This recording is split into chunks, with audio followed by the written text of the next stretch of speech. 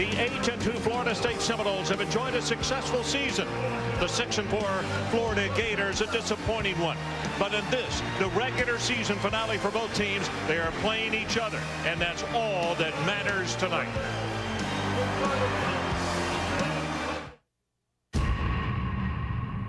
For a moment, forget the numbers, the standings, and the polls.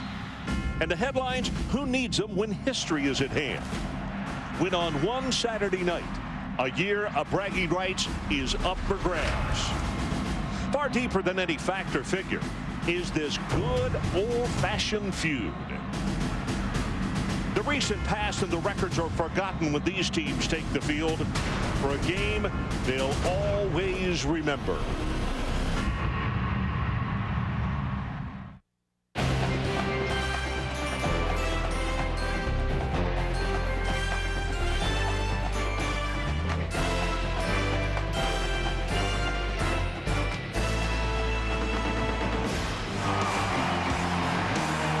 The capacity crowd here tonight at Doak Campbell Stadium, and a dedication just moments ago. It is now Bobby Bowden Field at Doak Campbell Stadium. Coach Bowden and his wife Ann were honored down in the field, and right now the seniors being escorted along to the sideline along with their parents. It is quite an emotional evening here, as it is all over the country, when these youngsters say so long to a university after either 4 or 5 years of service on their football team. Welcome to ESPN's College Football. Tonight, the Florida Gators take on the number 8 Florida State Seminoles as rivalry week presented by Pontiac continues. ESPN Saturday Night College Football is broadcast in high definition, presented by Phillips and Best Buy. Hi, everybody. Ron Franklin along with Mike Gottfried, and welcome to Tallahassee, Florida. For the Seminoles tonight, the field has just been dedicated to their head coach of so many years, and also the Seminoles play with this in mind. There is a situation where they can still be a BCS representative of the ACC, even though they lost in head-to-head competition to Miami at the very beginning of this year. And as the game goes on, we'll explain exactly how that could happen.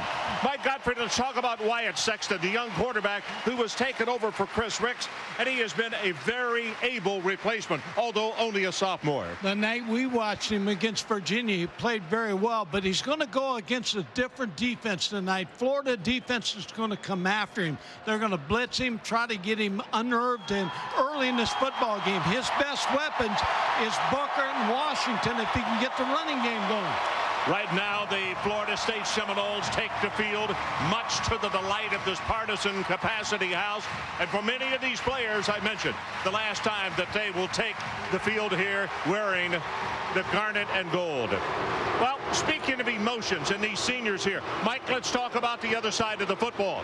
Ron Zook, it has been well documented, fired in the month of October of all things by a college program. And tonight, his kids, not just his seniors, but a lot of these kids who really are boosters of Ron Zook. It's an emotional night for them. They've got something to prove as well. Ron, it really is. And what Florida State will face, a loose football team led by Chris Leak, the quarterback. Now, Chris Leak's got to have a good night in the throwing game because the running defense of Florida State is very solid. So he's going to have to throw the ball and throw it deep.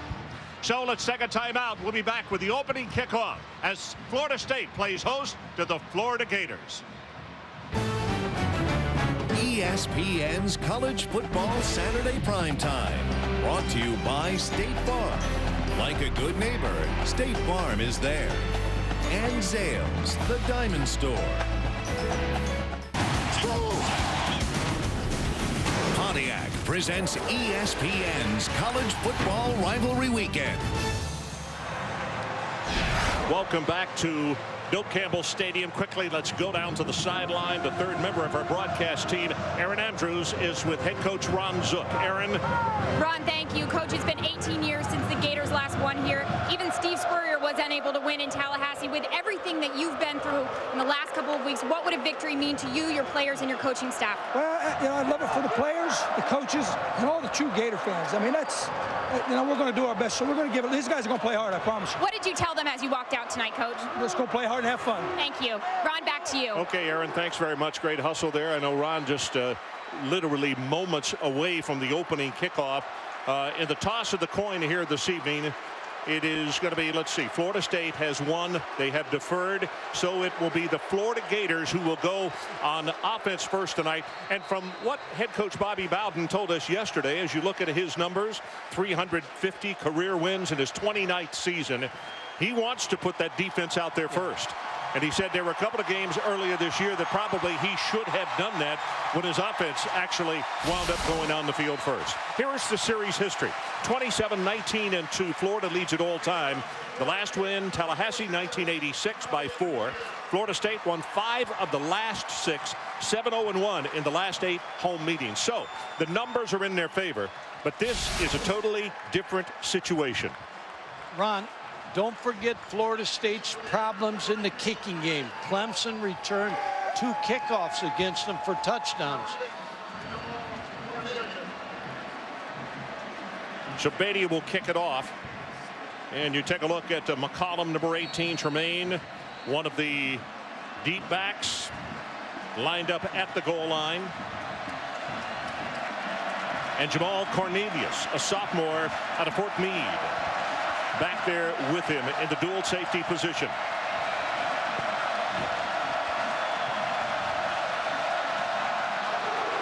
Florida State underway for 2004.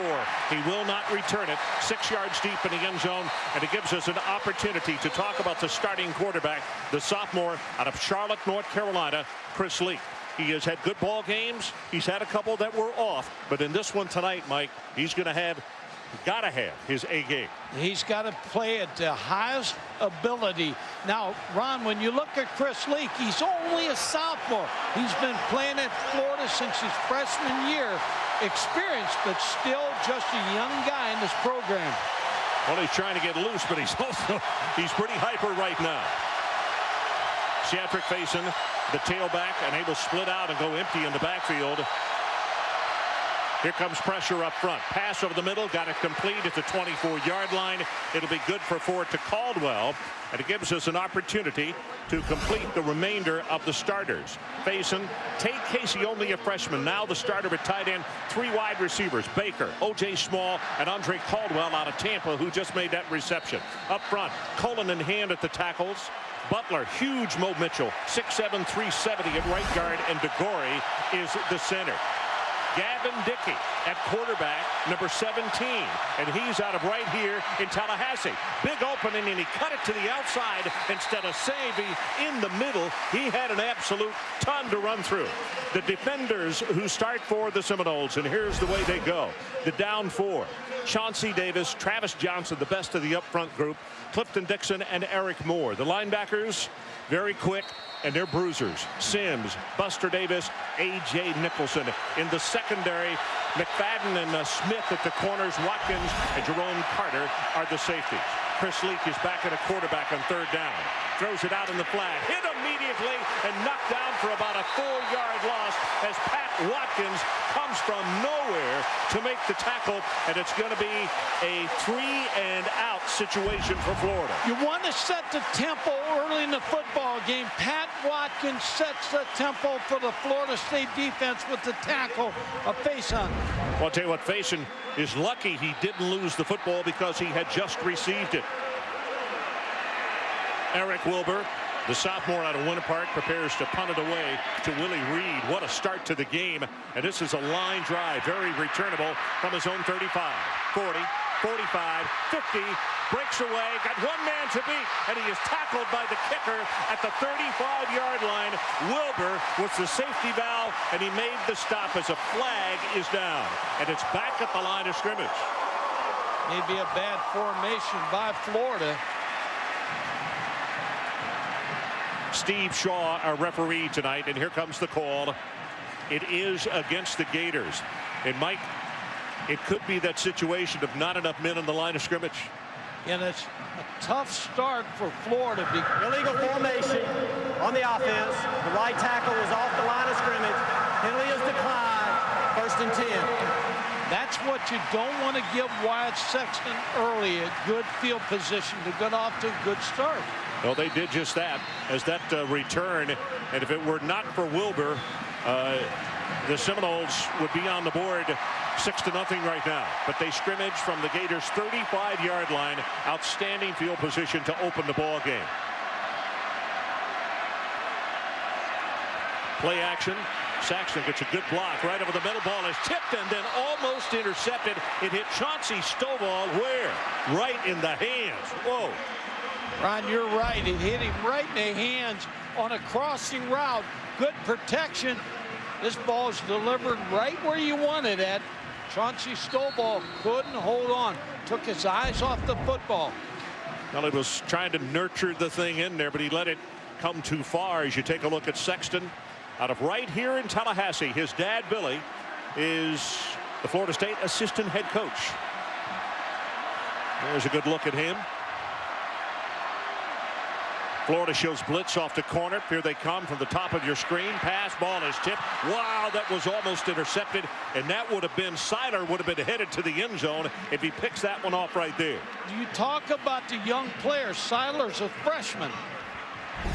So the remainder of the starters, Leon Washington and James Coleman in the backfield. Paul Irons, the tight end. Chauncey Stovall and Crapunzo Thorpe are the wide receivers. Up front, no two better tackles in the land than Willis and Barron. Niblock along with Bobby Meeks at the guards. David Castillo has a broken finger, and the thing keeps popping out. He said, doesn't matter, I'm going to play. And Bobby Bowden said, he's just a tough guy. We expect him to be there. Good screen down here. Going to throw for the end zone. Got a fade going. Had the man open. And he overthrows Chauncey Stovall. And now as we look, Brian Ross has come into the ballgame at center rather than David Castillo. And we'll keep an eye on Castillo and see what he does get back. Here's the pass, and boy, he had it. Good job by Webb forcing him inside, and you ran out of room. Good series by Florida. Now here's where again where you got to look at the fake possibilities if you're Florida on defense. Chris Hall comes on to punt, the junior out of Centerville, Virginia. Vernell Brown is the deep man. Florida State, great opportunity and could not do anything with it. Here's the pooch kick, and it's going to hit at the 1-yard line and knocked out of bounds. That's going to be Pat Watkins, who had that jarring tackle to end the first offensive series for the Gators. 33 in the punt, but boy, it is on the spot. Let's take a timeout. We'll be right back.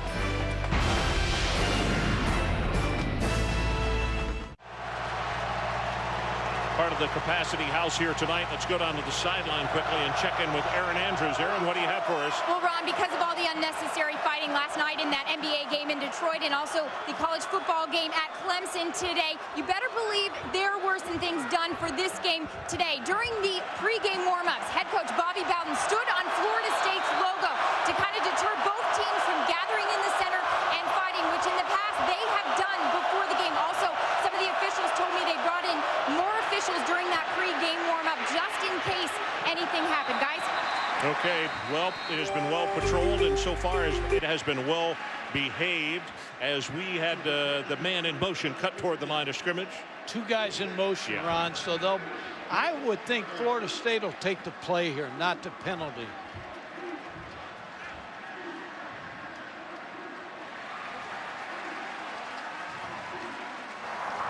Illegal shift. The fullback and the wideout was moving together and neither got set. That penalty is declined. Second down. Okay, so Steve Shaw with the explanation, just exactly what you were talking about. And you could see big Travis Johnson, number 99, come in and say, nope, we'll take the play. So you're only talking about 2 yards, so give up a down. What a special teams play that has backed up the Gators to their own 3-yard line. Chad Jackson in motion. They try to go with the running play, and I mean, there's just nothing there. Clifton Dixon steps up into the pile to make the hit. The ball came loose, but it obviously was after the play had been whistled dead. And now it's going to be 3rd down and very long for the Gators. And Mike, let's take a look at the game plans, first of all, for the Florida Gators. Yeah, get Chris Leak in the early rhythm. They haven't done it yet. This is going to be a big 3rd down. Face on in the running game, his versatility, get him the ball. Load up to stop the run on defense and pressure Sexton. They came after him the first 3 plays of this football game. So here comes 3rd down, and Leak standing in his own end zone. Well, they've gone empty again in the backfield. Let's see if this is an automatic blitz. Nope. Florida State will only send 4. There's the pass. Got it complete. That's enough for the first down to O.J. Small. And what a pass by Leak, throwing across his body. And he waited a long time and hit him for a 16-yard strike. Chris Leak, they rolled him to the left. Here at the goal line situation, they seal everything inside, and Chris Leak, against his body, finds O.J. Small, a big first down. Well, everybody talks about it, and we all know that is a difficult throw, but he was absolutely perfect with it. And the most important thing, if you're a Florida fan, keeps the drive alive. Pitch back facing. Tries to turn it back into the short side of the field. He's going to have 5, maybe 6 yards on the play. Defensively, Leroy Smith, the senior out of Quincy, Florida, comes over from that right cornerback position to make the stop. Such a tough team, Florida State, to run against. Only giving up 61 yards per game per rush. Only 3 rushing touchdowns. No one has run the football against them this year. But only 3 there as you see them showing blitz. Let's see if they do come. Nope, looks as though they'll come off of it now. They've only given up 6 passing touchdowns, so 9 in 10 ball games, which is extremely impressive. Plenty of time on the play clock. At 6, here comes the blitz off the corner. Gonna have to hurry, and gets this one away. Down a comeback. Got it complete to number 5, Andre Caldwell, and he is going to have still another first down. Reese Davis, let's check in with you following that 13-yard gain. All right, Ron, Taco Bell takes us out to Salt Lake City. Utah and BYU tied at 7. Game going on over on ESPN2. Marty Johnson will go in for the 14th time this season. It's Utah's single-season record, and the Utes hoping to sew up a spot in the BCS up a touch. Our situation, no score. Pass goes to Caldwell, close to the first down. He's going to be tackled about 1.5 yards short, but he will move the football out in the vicinity of the 45-yard line. Good drive when you get the ball out of your own end zone.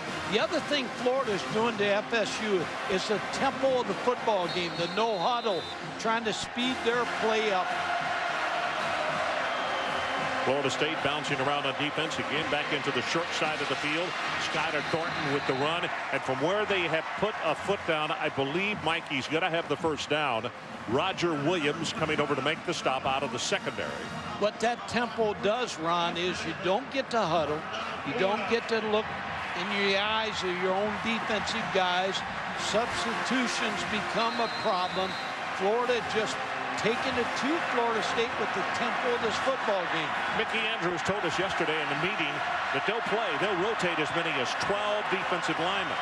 Hard to rotate, though, when the offense is going quickly. Back to throw. Wanted to throw the screen pass. Flag is down. Dumps it off to the tight end. And Tate Casey loses the football. Florida State has it at the 48-yard line. Now let's check all the markers. Buster Davis has the football.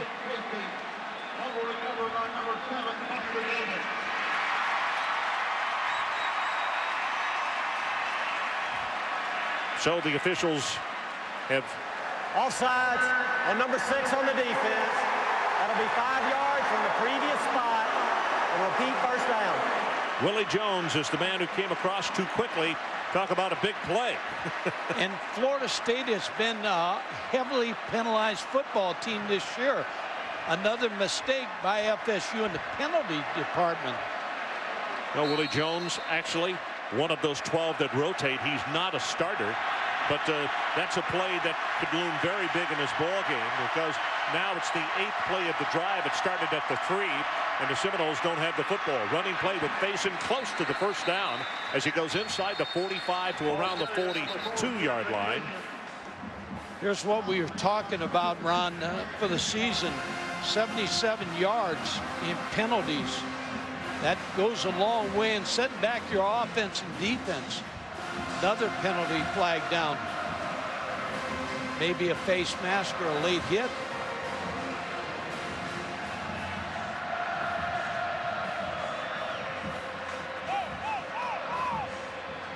Well, first of all, Steve Shaw is going to call for the change to come in, I believe.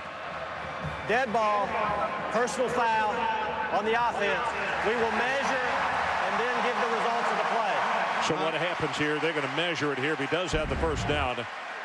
Yeah, Mo Mitchell right here, number 61, should have been thrown out of the football game. Elbow to the back of the head. That one was pretty obvious as he was working on Sam McGrew there.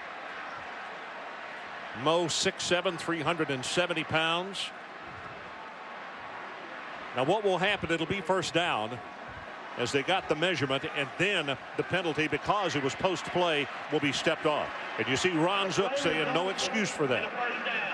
Then dead ball, personal foul, 61 on the offense.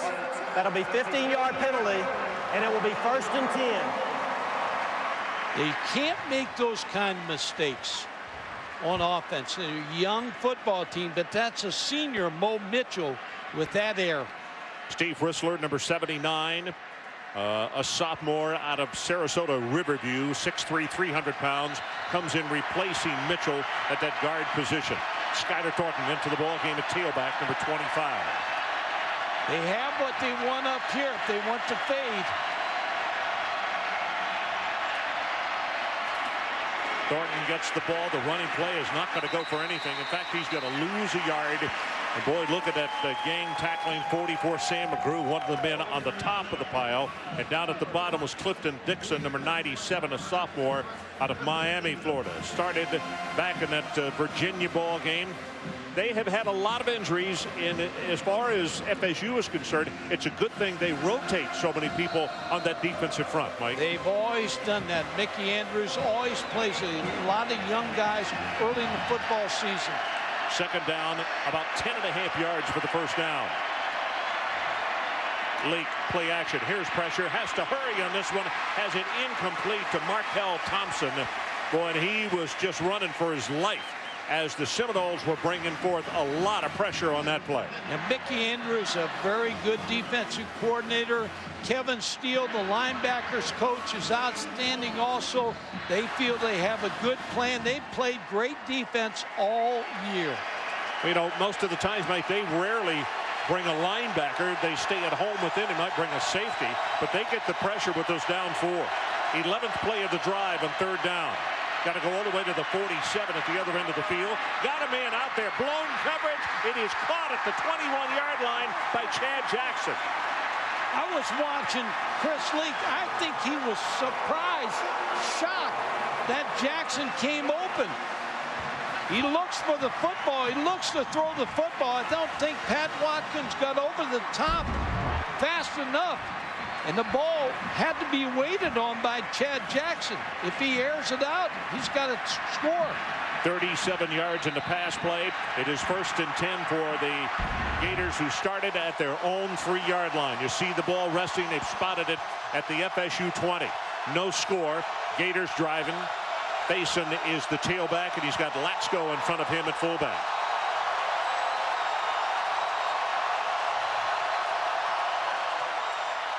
Over the middle, got a man, and it is knocked away. No flag, no interference. McFadden on the cover. Caldwell, the intended receiver. Thrown well by Chris Leak. Andre Caldwell on a post route. I'm surprised again. Chris Leak is such a poised young quarterback for being a sophomore.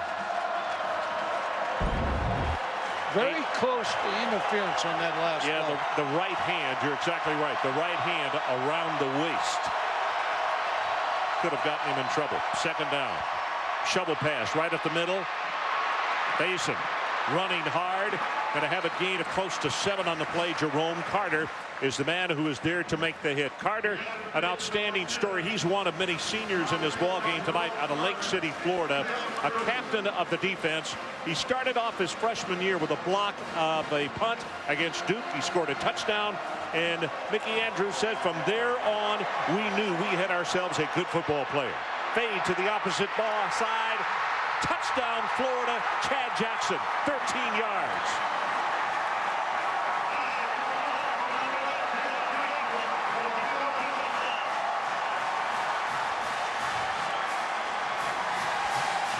The pace of this football game is what Florida is using to be successful against this defense.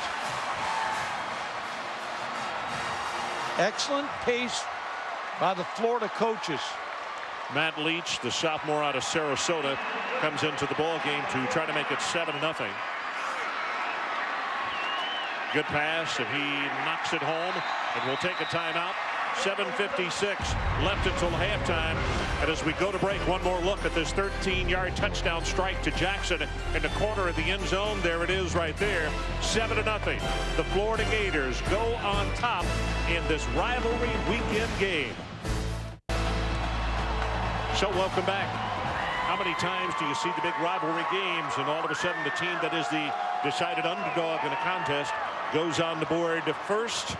And Florida's the type of football team with the talent they have. Florida State's got to do a good job of not allowing them to hang around.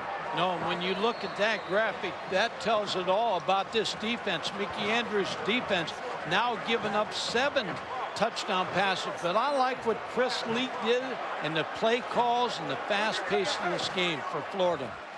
Well, it was the right combination. And right now it has Florida State kind of second-guessing themselves a little bit as Petrovich kicks it off. This is returnable very high at the 3-yard line. And it's Cromartie. Near side. Turns the corner. 20, 30. Caught from behind at the 36-yard line. And there's a marker down at the 17-yard line. Aaron Andrews, let's check with you.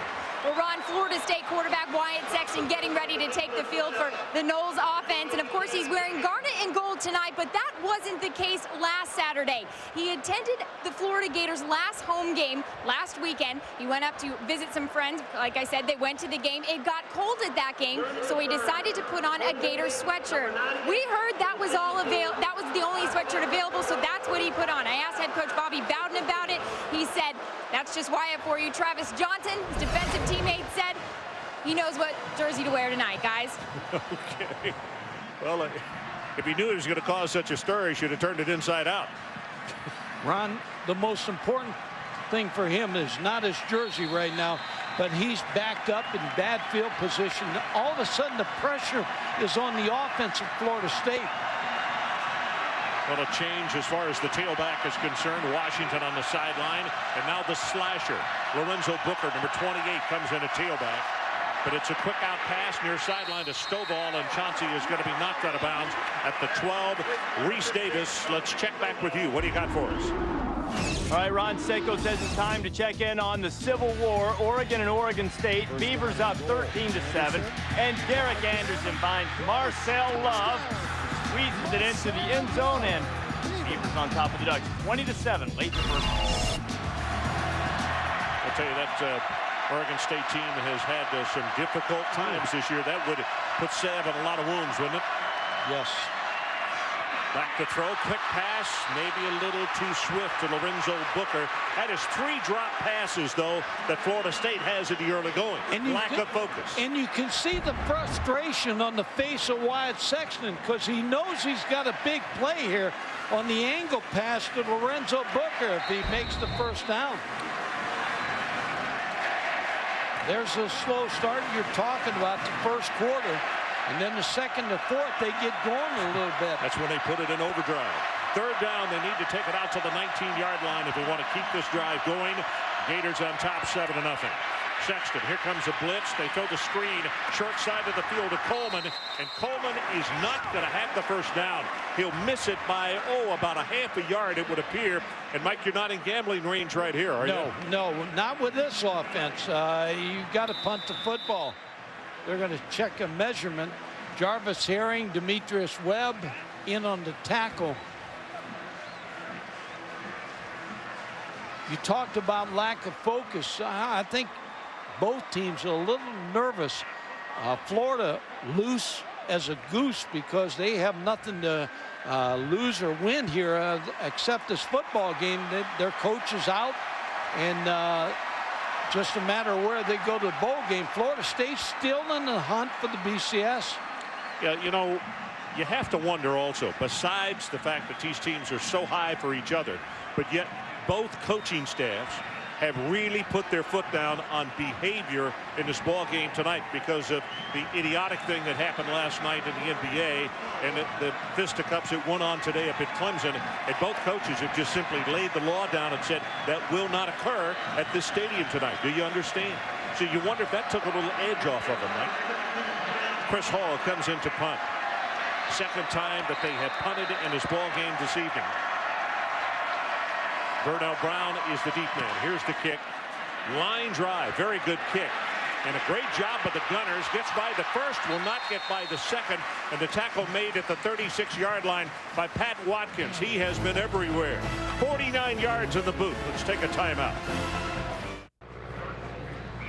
Well, the aerial coverage for tonight's game courtesy of Outback Steakhouse Airship Bloomin' Onion 1. The Outback Steakhouse Airship specializes in college football and PGA golf events. Look for the Bloomin' Onion 1 at a sporting event throughout the year. Well, that Florida drive, the last time they had the football, quite impressive. 14 plays, 97 yards, using up 4 minutes and 46 seconds. Gavin Dickey in the ball game at tailback, number 17. He's the running quarterback. But they do the option. Faison gets the handoff, and he will have a gain of 3. Aaron Andrews, let's check back with you. Well, Ron, ever since Florida head coach Ron Zook was fired in October, his motto has been "Ride On." In fact, he had it printed up on these T-shirts right before the Georgia game. He passed it out to his players. They are wearing this under their pads. On the back of it, it says coaches, team, and family. That's what they are playing for. In fact, Ron Zook is even wearing one under his shirt, guys. Okay, Aaron. It's a second down.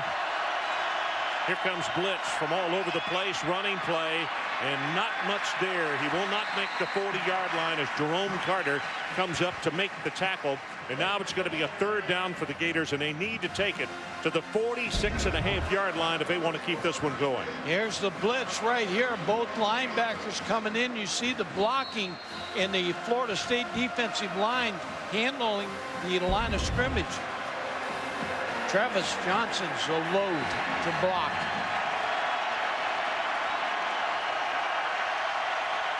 Third down, Florida. Empty in the backfield. Here comes the blitz right up the middle. Gets his pass away.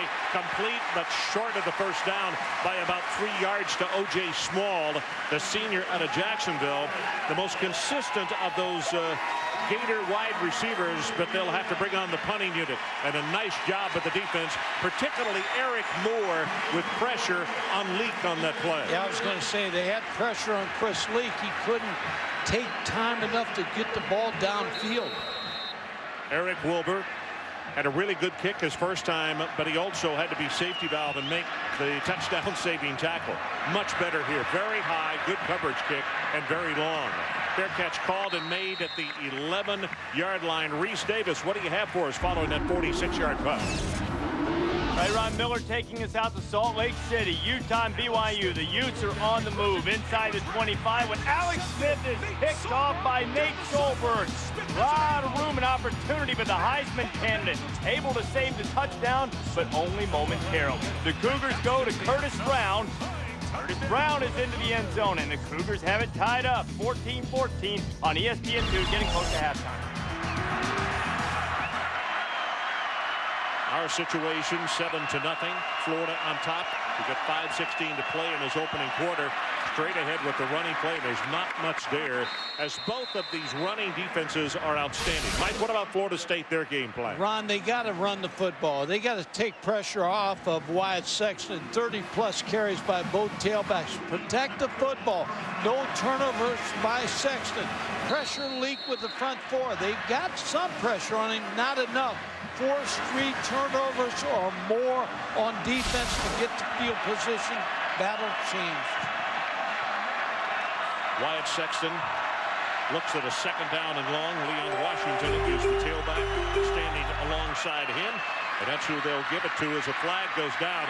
And he's not going to have anything. In fact, maybe back to the line of scrimmage or even loss of a half yard. And now let's see what that marker is about, as Jarvis Herring was there to make the defensive play.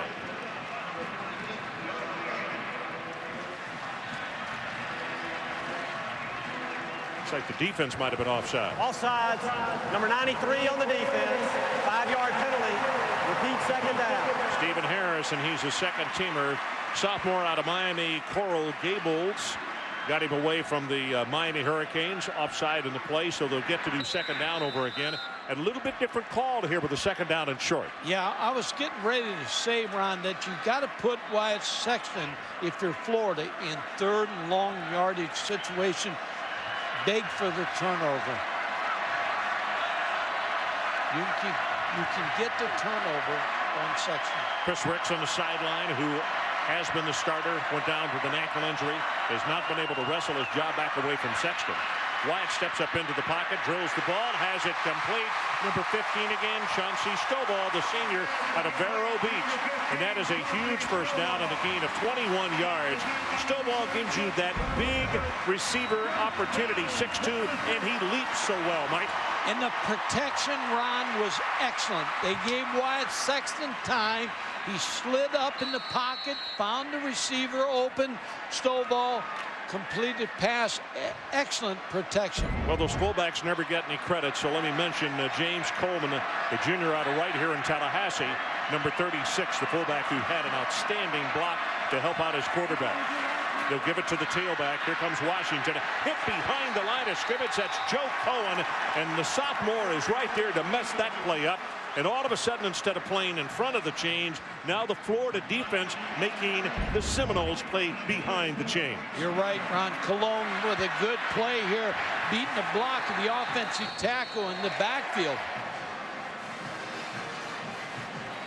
Boy, they got great penetration on that play.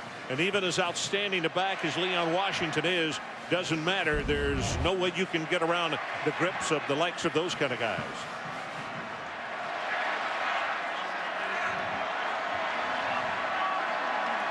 Cohen, a sophomore out of Melbourne, Florida.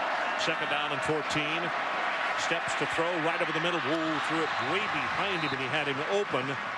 Was just underneath Dominic Robinson, the intended receiver. Dominic is out of Diamond Bar, California. Actually, SC and UCLA were after him. He's not too far from there. As you look at Wyatt Sexton and his numbers. At home, he's a different quarterback. 6 touchdowns, 1 interception. On the road, 2 TDs, 6 INTs.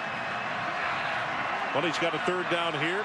And if they want to keep this drive going from this location, they're going to have to take it out to midfield. Exactly, the 50-yard line for the first. Sexton steps up into the pocket, going to run, gets by one tackler, will not get by the third and fourth. And again, Joe Cohen with a shot at him. It'll be short of the first down.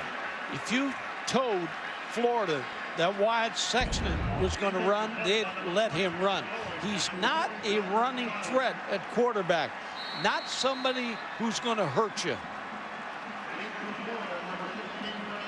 So it's punting time again for the Seminoles as they look at a 4th down and 6, third punt of this opening quarter, and we're at the 2-minute and 30-second mark.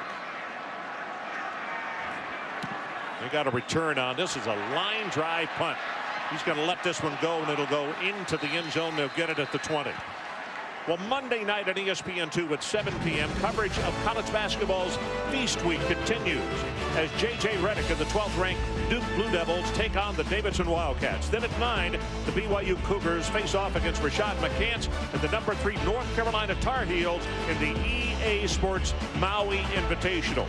And, of course, the Tar Heels stinging from that opening game loss to Santa Clara.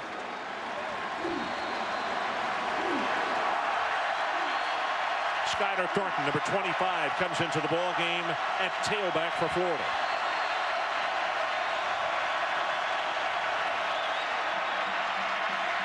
Play action. Leak. Going to run it and then just step out of bounds, and he slipped.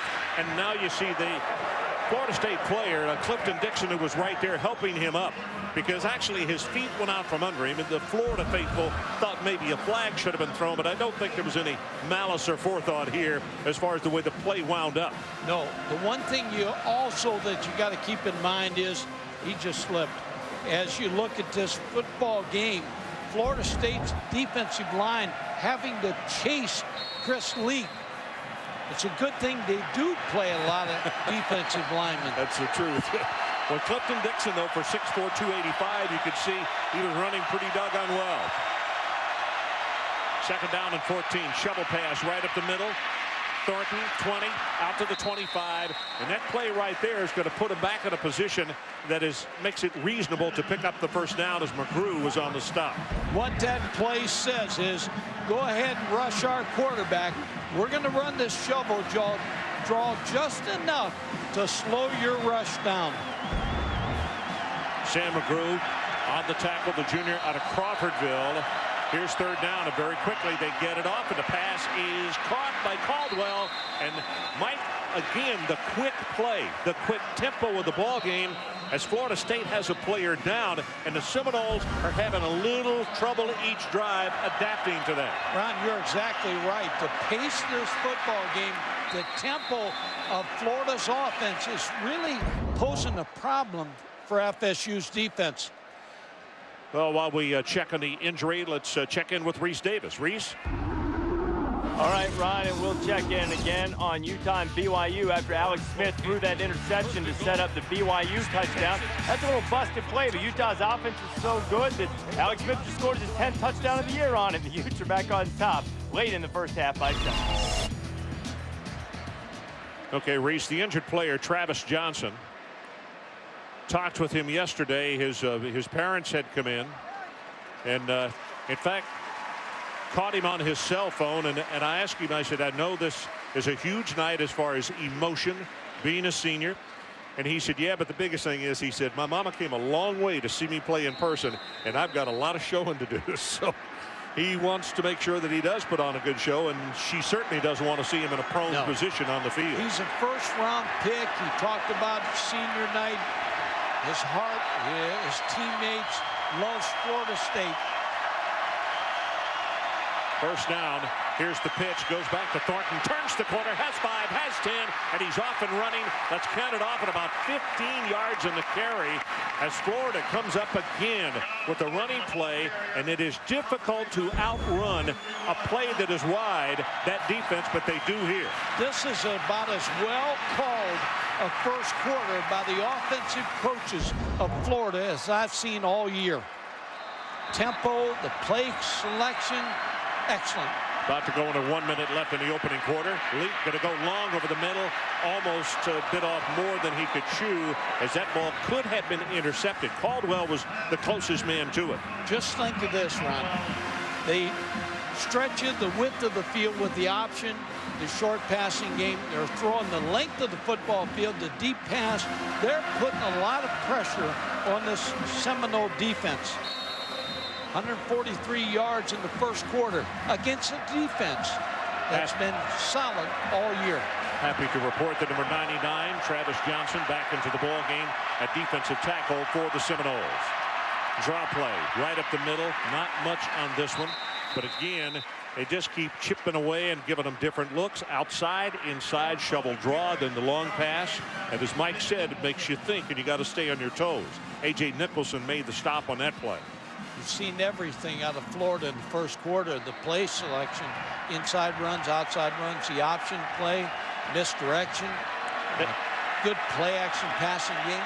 That's Nicholson, who came off the field as they bring him to the sideline for an extra defensive back. From the shotgun, 3rd down, they need the 41.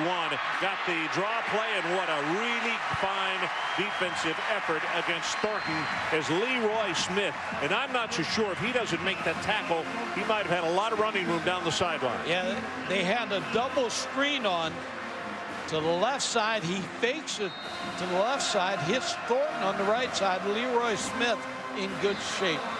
First quarter's over. Well, it looks as though Leroy Smith shaken up a little bit on that play. That's the end of the opening quarter, so let's take a timeout. It has been all Gators in the opening 15 minutes, 145 total yards. They lead it 7-0.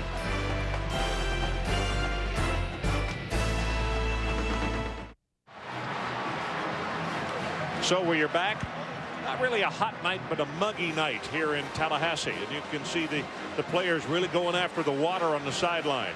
There's a leak on the far sideline. Boy, in that first quarter of play, almost had the ball 11 of the 15 minutes that were played. Here's Wilbur with the punt. Very high, not going to turn over. Good coverage kick. No fair catch is called for at the 20-yard line. Willie Reed on the return. Tonight's game track brought to you by Pioneer. Well, a costly penalty because watch what happened. The tight end, and Tate Casey makes the reception, loses the football. It is picked up by Florida State. But offsides in the play, Florida State maintained possession, or Florida did, I should say. And then the touchdown pass right there. And that's how we stand 7-0 as Chad Jackson recorded the 6-pointer.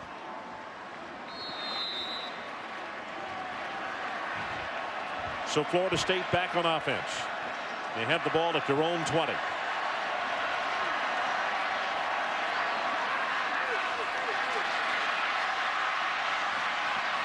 He just throws that one into the ground. Aaron Andrews, let's check with you on the sideline. Well, Ron, word from Florida State's sideline. Senior cornerback Leroy Smith left the game. He's going to get his right forearm x-rayed. When we get details, we'll let you know, but that's not good news, especially yesterday. FSU's defensive coordinator Mickey Andrews saying this defense is extremely banged up. Ron? Well, they have been. It's one of those things at this time of year. Most every ball club, though, has got a lot of nicks, a lot of injuries. But obviously a broken bone, if that is in fact the case, is something that's going to take him out of play, which they can ill afford. Second down and 10. Again from the shotgun. Sexton wheels it out here, has a complete 25, and he'll take it up to around the 30-yard line before he's pushed out of bounds. Willie Reed, the junior out of Kathleen, Georgia, is the man on the receiving end, little safety valve, and they're going to now have a third down situation and short, about a yard and a half. When you look at Florida State, 3 rushing attempts, 6 yards. They can't win this football game unless they run the football and take the pressure off Sexton. Got to find a way to run the ball. Well, the key stats tonight, time of possession, as we told you, almost 11 minutes in that opening quarter at 146 total yards to 37 for the Seminoles. Now, unless you help them. Ray McDonald jumped across. And when you're 6'3", 285, hard to hide. Offsides, number 95 on the defense. 5-yard penalty, 1st and 10. What Ray should have done is point. Just point to somebody that they drew you offside. Not like that. Just don't turn around. Start running in the secondary. You're guilty. That's only the second first down of the first half by Florida State. So 1 by offense, 1 by penalty. Blitz coming off the corner to the short side of the field. Pass is thrown. Did he catch it? Nope. Out of bounds. That was Corhanzo Thorpe, a senior out of right here in Tallahassee. Played at Lincoln High School. That ball was thrown so late, it could have been picked off also. When you're thrown all the way across the field, obviously it is dangerous. But Mike, as you make the point, you throw that one late, and then you may have more than you can say grace over. 7-0. Florida leads it. 14:32 left in this opening half. Here comes a blitz. Linebackers, both of them right up the middle, and they hit him just as the ball gets there. That's going to be caught by Chauncey Stovall. Stovall has been the go-to guy when they need a big play tonight. That's a gain of 12, and it's a first down. Blocked very well by FSU's offensive line and Leon Washington. Sexton did get hit at the end of the play, but he had enough time to throw the football. Brian Ross, the backup center, with an outstanding job of blocking on the play, number 71.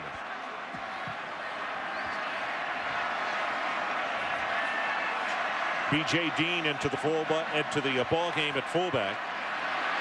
Sexton going to go on top. Got single coverage, and Stovall, the intended receiver, he walked all the way around the defensive back, who is Demetrius Webb.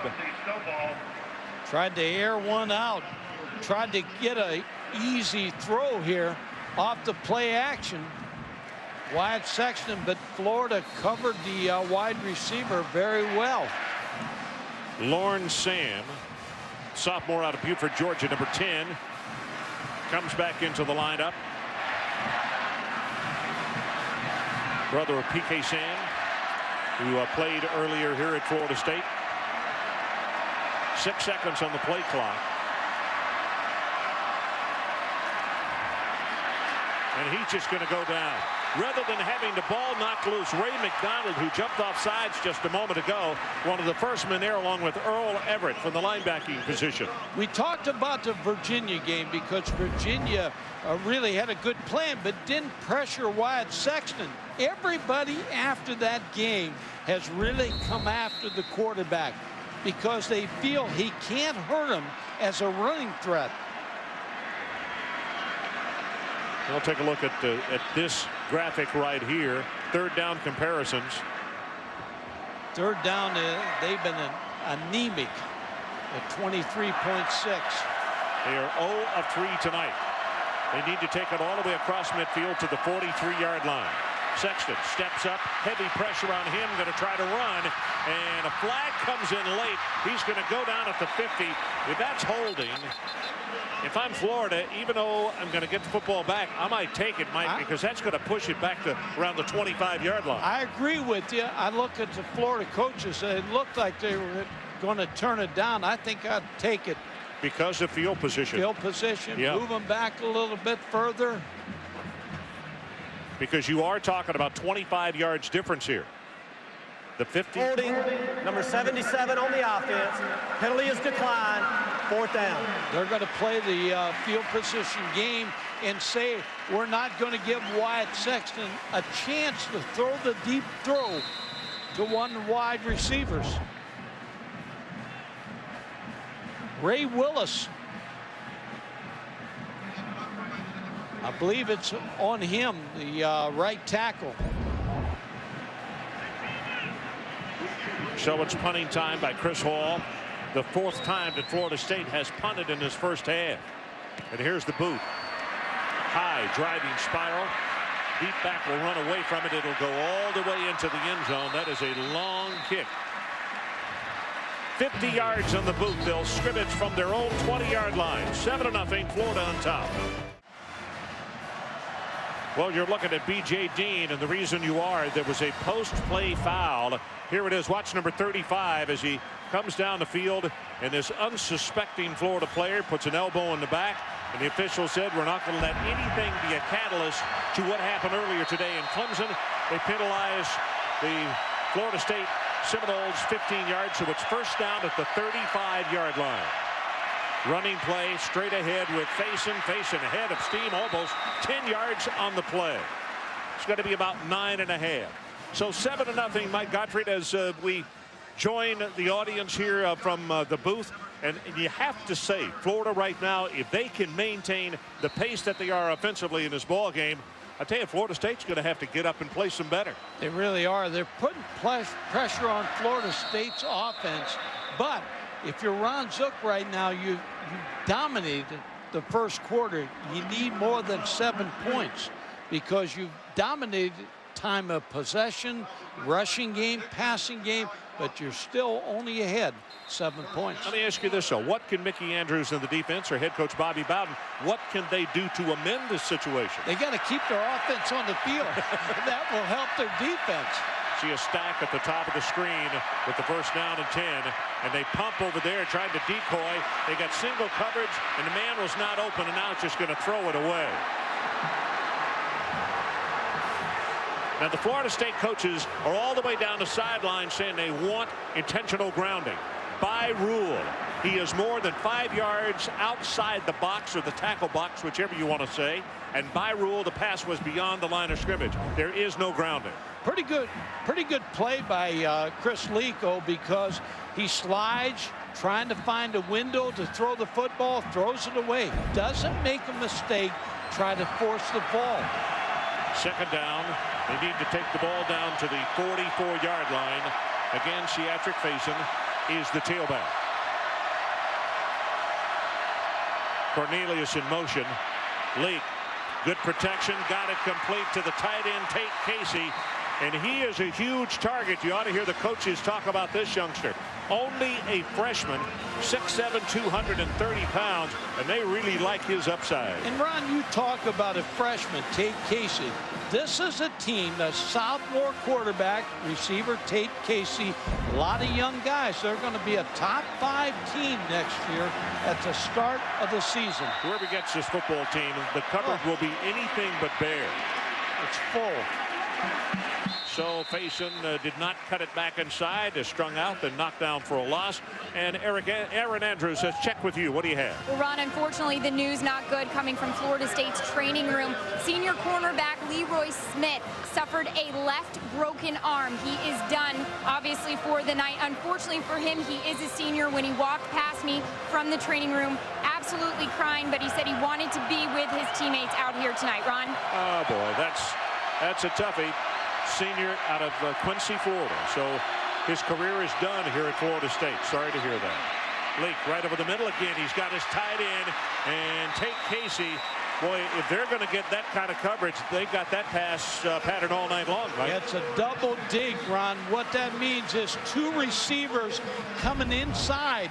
You'll see a short receiver coming underneath, and then Tate Casey behind him. So the backers have to jump on the short receiver. Opens up Tate Casey. Well, good description here, Michael. Quick play. This pass is thrown incomplete. Andre Caldwell.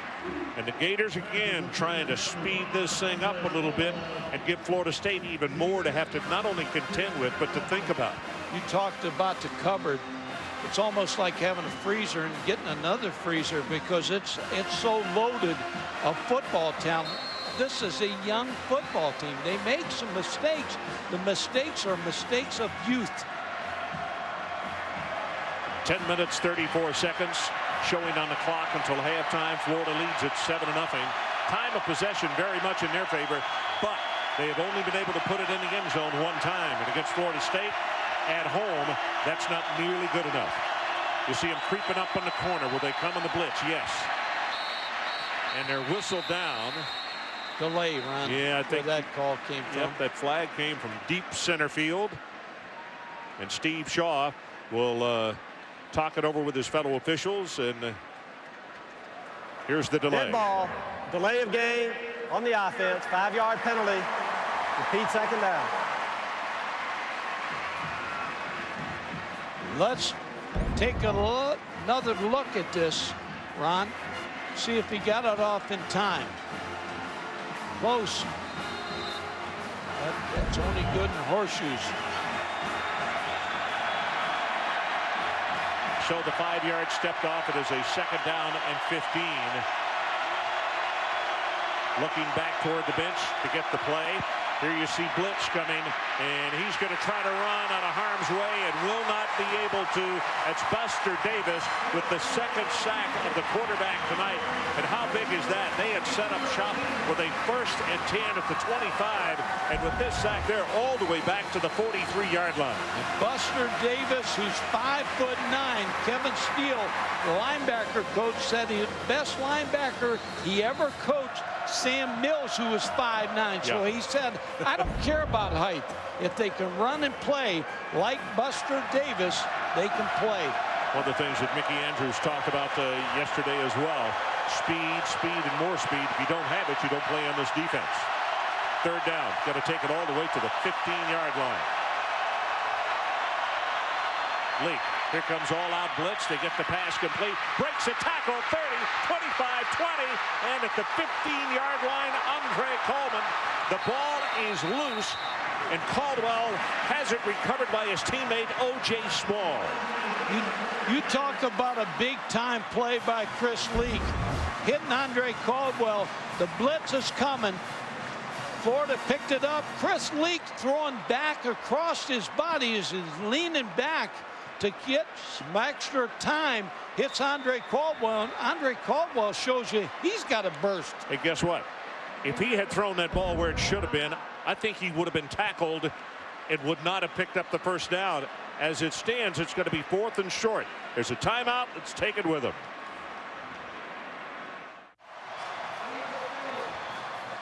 So a timeout now has been taken by Florida State because of the fumble of the ball. He's not going to have the first down, and here's what happened. He gets hit. The ball comes loose right there. And you can see it squirt out, and then his teammate O.J. Small on the recovery.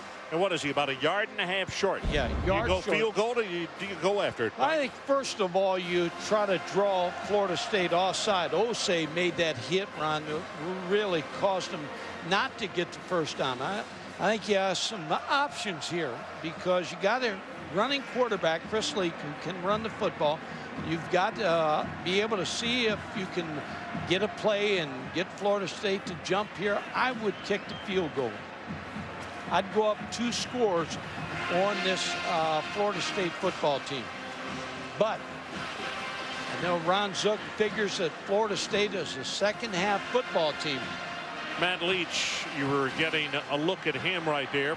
The numbers on him, his longest is 52 yards. He is 10 of 14 on the season, and he stands by ready.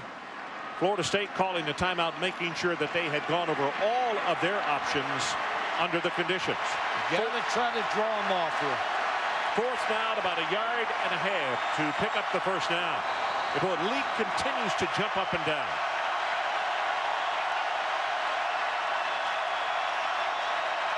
Faison in motion. Flag is down. Pass is incomplete. It is knocked away. McFadden is the man who got a hand on it. Now let's check the marker. I don't think that play counts.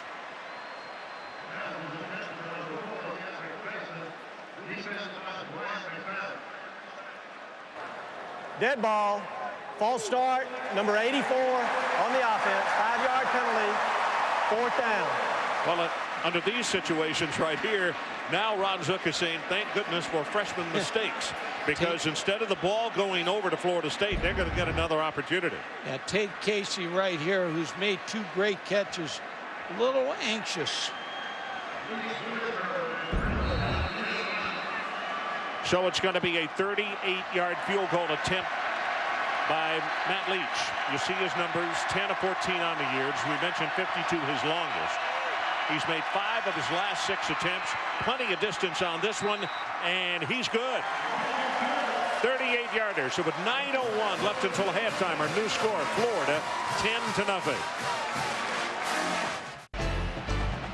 Well, the dedication was done just prior to our kickoff tonight. It is now Bobby Bowden Field at Doak Campbell Stadium. Coach Bowden and his wife Ann were down on the field for the special ceremonies prior to the ball game. The announcement was made, and obviously a very popular move as far as the partisan house here in Tallahassee tonight. Petrovich prepares to kick it off for the Gators. Reed and Cromartie, the 2 deep men. Very high, but this one is returnable. From the 7, it's Reed. And boy, great coverage. He will not even make the 20-yard line on that one. Tonight's Aflac trivia question: who was the last Florida head coach to win in Tallahassee? That answer coming up a little bit later on.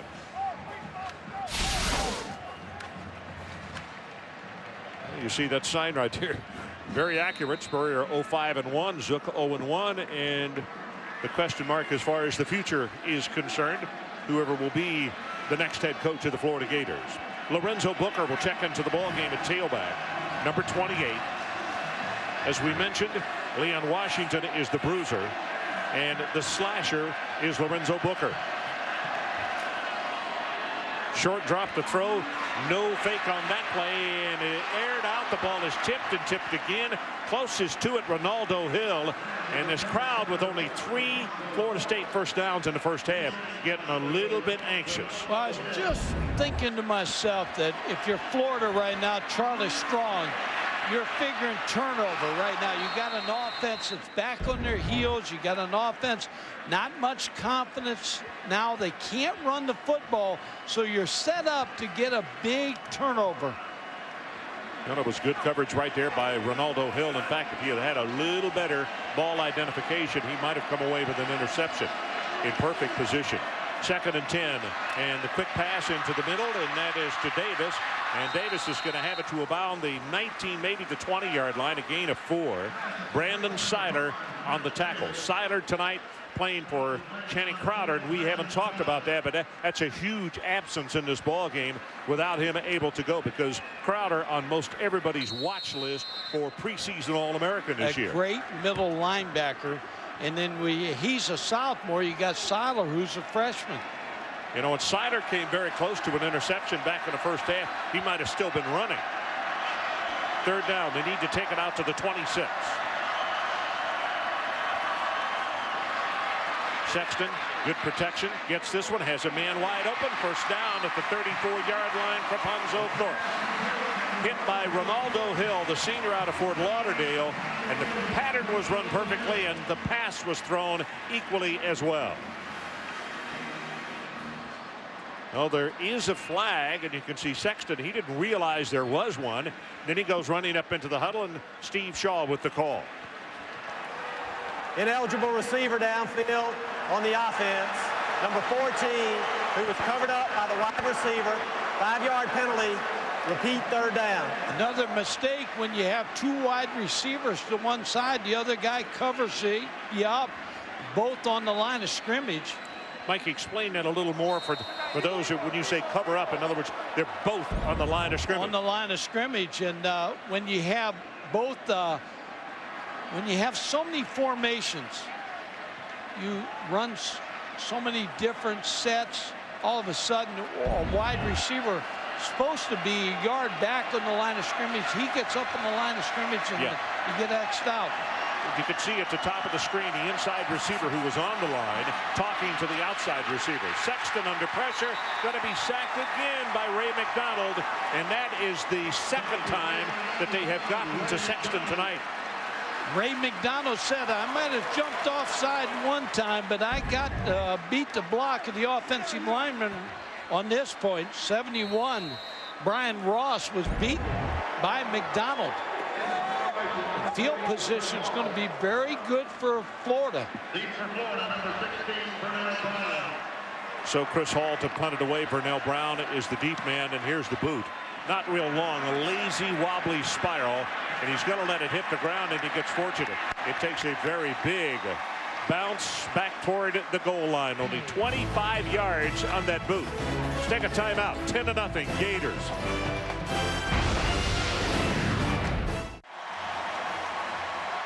So it's 10-0. Let me show you the exuberance of the youth of that Florida team.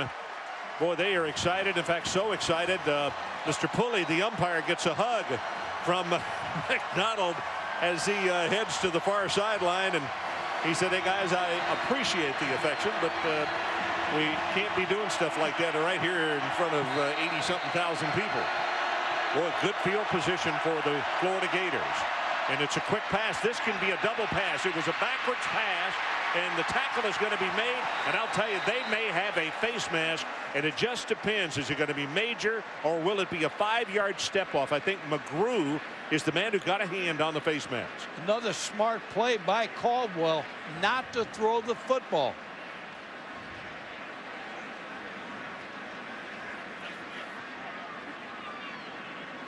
Incidental face mask on the defense. 5-yard penalty from the previous spot. Repeat 1st down. We're also being told that possibly number 55, Eric Moore, is the man. There you see he goes by, Eric Moore, number 55. The senior out of Pahokee is the man who got a hand on that face mask. And so it will be a 1st down and 5. Gavin Dickey at quarterback. Chris Leak is split out wide to the far side of the field. Shovel pass right up the middle, breaks off a tackle, and he's going to have it down to around the 30-yard line. Seatric Faison, the junior out of Neptune Beach, got the shovel pass. That thing has got like 3 options. He can keep it, he can pitch to the trailback, or elect to dump it inside, right? And the draws, Ron, you're exactly right. The draws have really slowed down the rush of FSU. If I'm not mistaken, I've seen Utah run that same series of plays a lot. They move the chains. It's a first down at the 30-yard line as Jackson goes in motion and then resets, and now there's movement at the line of scrimmage. And Jonathan Cullen, I believe, the big left tackle, is the guy who will be guilty. Now, false start, number 78 on the offense, 5-yard penalty, first down. Well, the answer to tonight's half-back trivia question: who was the last Florida head coach to win here in Tallahassee? And it was 1986. Galen Hall. And the final score in that ball game was a 4-point margin, 17-13. Galen Hall with a big day today for Penn State. Calling the plays. Big win over Michigan State. Huge win for that program, the way their season has gone. Faison, they fake it to him. Link steps up, going to go deep. Got position with a man, just overthrows Chad Jackson. Jackson already has a touchdown tonight, and if that ball had been thrown about a yard shorter, he would have had 2. Yeah, good fake by Chris Leak to try to get the ball to Chad Jackson. 1-on-1 with Brian McFadden. His corners for Florida State: McFadden, Leroy Smith, who got hurt early in the game, and Cromartie. Very good. Well, you see 29 yards rushing, 177 passing for Florida, 2 yards rushing and 56 passing for Florida State. Second down and 15. They need the 20-yard line. Leak, shovel pass. Faison inside the 35 and down to the 29. And Mike, if we get to look at a replay, I'm not so sure that Faison might not have been the most surprised guy in the stadium. He did not have a head start. Watch it. Well, Sets up, he ran into the center. That's what happened. Mike DeGore got knocked back into him. That's what surprised him. Okay. Well, I knew there was a surprise in there somewhere because he didn't have a full head of steam when he caught it. He blocked him up there. That's what he's saying. Third down and 9. They still need the 20. About to go under 5 minutes to play in his opening half. Again from a shotgun. Leak, all the time in the world. Far sideline. Got a man there. Underthrew it. And it's intercepted by McFadden. And Leak has got to be kicking himself. He had him wide open for 3 seconds prior to that, and he didn't recognize it in time. And Ron, you're exactly right. He finally got caught going away from his body, fading back, and McFadden just was sitting there on the corner route. Here's the all 22. We're going to look at it. Watch the quarterback. Here's McFadden sitting out there. He's just sitting right there, waiting on this pass. Michael, should have been thrown sooner. If he doesn't wait on him, I mean, he's got such a short touchdown. But as it turned out, the ball comes down and the pickoff is made. And instead of coming away with any points at all, a great job by the Florida State defense to get the ball back. Here they come with a running play. This is Washington, and Leon is going to be roughed up behind the line of scrimmage. That's going to be no gain. In fact, a loss of a couple on the play is defensively. Brandon Seiler, the replacement for Channing Crowder tonight, is there to make the stop. Well, you talk about acceleration by a linebacker. Brandon Seiler just turned on the jets to get to Leon Washington. Florida State cannot run the football. Florida State rushing tonight, 7 attempts for 0 yards. I guess that's true. They can't run it. Here comes a blitz off the corner from the short side of the field. Ball tipped at the line of scrimmage, and it'll go incomplete. You know, the way things are shaping up right now in this first half, ironically, Aaron talked about, it was just a week ago that Wyatt Sexton was wearing a Florida jersey. So far in his first half, he's been wearing a Florida jersey also. He has not made anything happen. Chris Ricks on the sideline has played very well against Florida in the past. We may see him in the second half. This has been his ball game, hasn't it? Yes. It's third down. They need the 30-yard line. Again from the shotgun. Sexton will step up. Pressure was on. Now delivers the ball right over the middle. It is tipped. Goes incomplete. Falls harmlessly away. Willie Reed, the intended receiver. Ron, here's what you got to think about. The field position. Here's Chris Ricks against Florida. Career 6 touchdowns and 1 interception. Florida has had great field position. They got to capitalize on it. They got to put more points on the board. 10's good, but they should be hoping to get 17 on the board before half. 5 punts tonight. This is a line drive kick and very returnable, and it'll come from the 39, Vernell Brown. Flags all over the field. Looks like a block in the back. On the run back, number 15, Vernell Brown.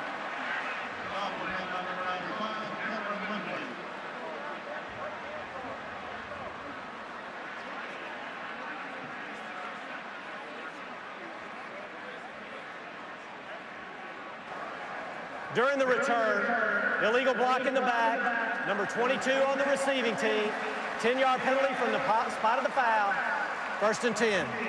Well, coming up at the half, it's the Pontiac High Performance Halftime Report. Wilted Roses, Auburn rolls, and Peterson shines again. All of that and more on the Pontiac High Performance Halftime Report.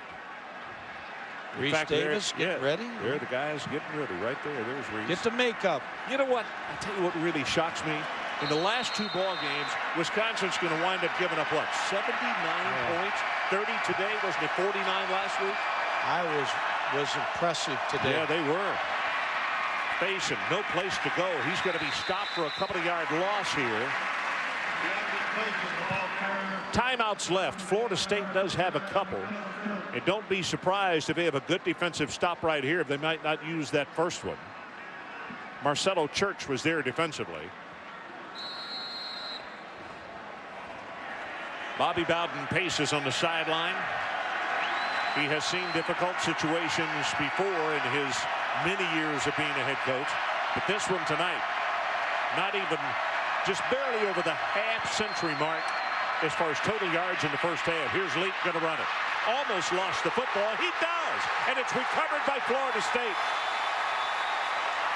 The Seminoles get it at the 35-yard line. Chauncey Davis is on the football.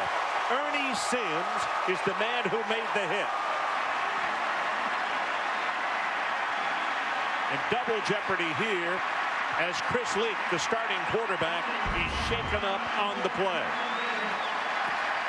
Chris Leak starts to scramble, drops the ball, never gets it back, and got hit by Sims. And that's the one area you don't want to cause a turnover.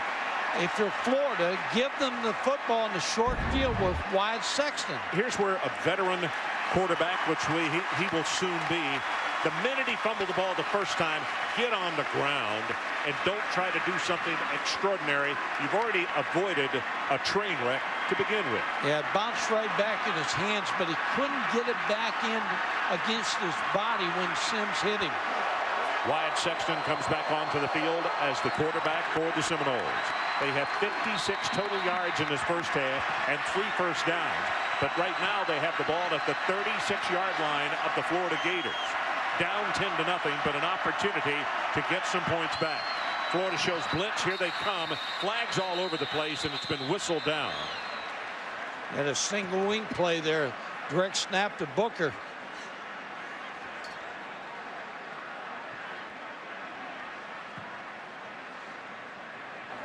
Dead ball foul.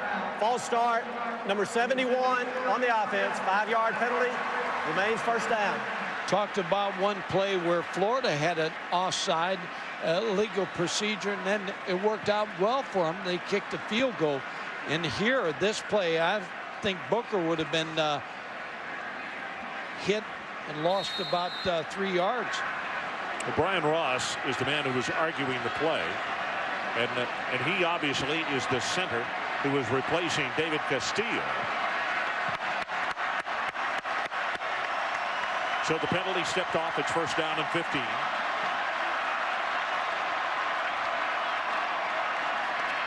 Sexton looking right over the middle, got him open, and the tackle made just short of the first down on Chauncey Stovall. That's going to be a gain of about 14 yards. He needed 15. Kyle Jackson makes the tackle on him. This is a big series for Wyatt Sexton. If they can go in here and score a touchdown, And to be behind by 3 points, the way they've been dominated in the first half, it will be a win for FSU.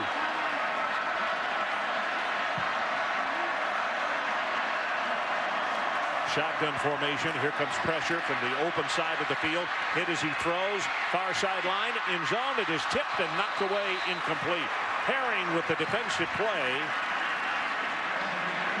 Ron Zook talked about on our phone conversation this week that Florida State throws more deep footballs, deep passes than any team he's ever seen. Pro football, college football, wherever. Well, look at this sputtering Seminoles tonight. 3 first downs, 0 for 6 on third down conversions. 71 yards erased by penalties in this first half. Third down and short. 2 tight end alignment. And he'll go with the running play straight ahead. And I'll tell you what, I don't think he got it. James Coleman got hit with a head-high tackle, shoulder high, actually. And you can see the Florida players saying, he doesn't have it. There's got to be something wrong with Leon Washington, the big back. He's 202 pounds. And on a critical third 1 yard to go, you got James Coleman, the fullback, running the football.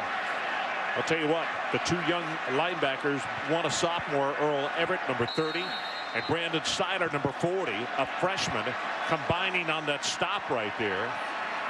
And now Florida State is going to call a timeout to stop the clock and also to talk it over. They're down 10-0, and they don't want to miss points here.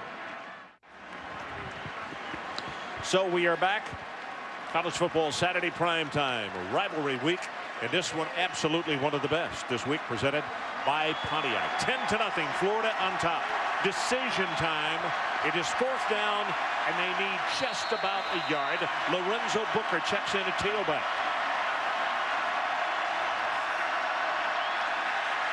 Movement at the line of scrimmage. Was there contact made by Marcus Thomas? Let's see.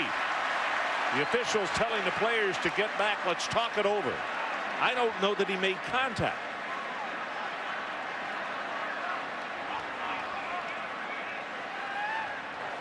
Offsides, number 44 on the defense. 5-yard penalty will result in a first down. Marcus Thomas, the sophomore defensive tackle, jumps offside.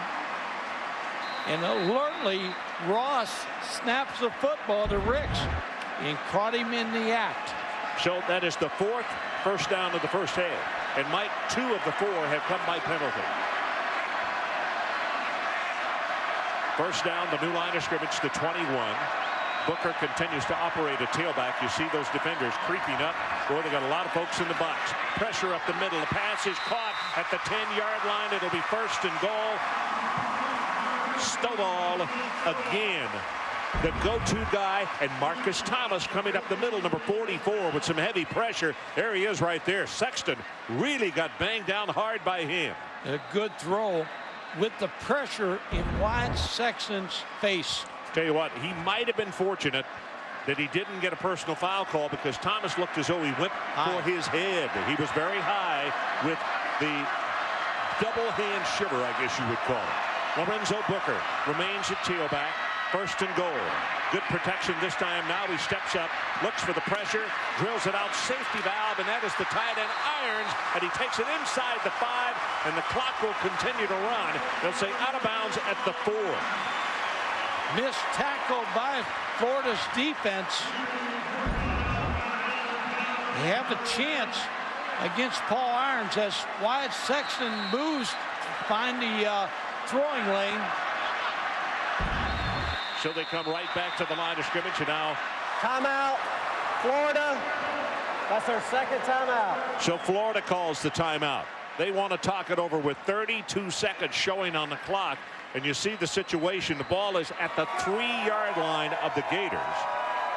Still, Florida State has not moved on offense more than 100 yards in this opening half. I think what they sit at 88, and only 5 first downs. 2 of those have come by penalty. So it has been like pulling hen's teeth here, trying to get some offense going in the first half. How are hen's teeth pulled? Well, that's it, Mike. They're very That's difficult. the reason for that whole thing. Very difficult.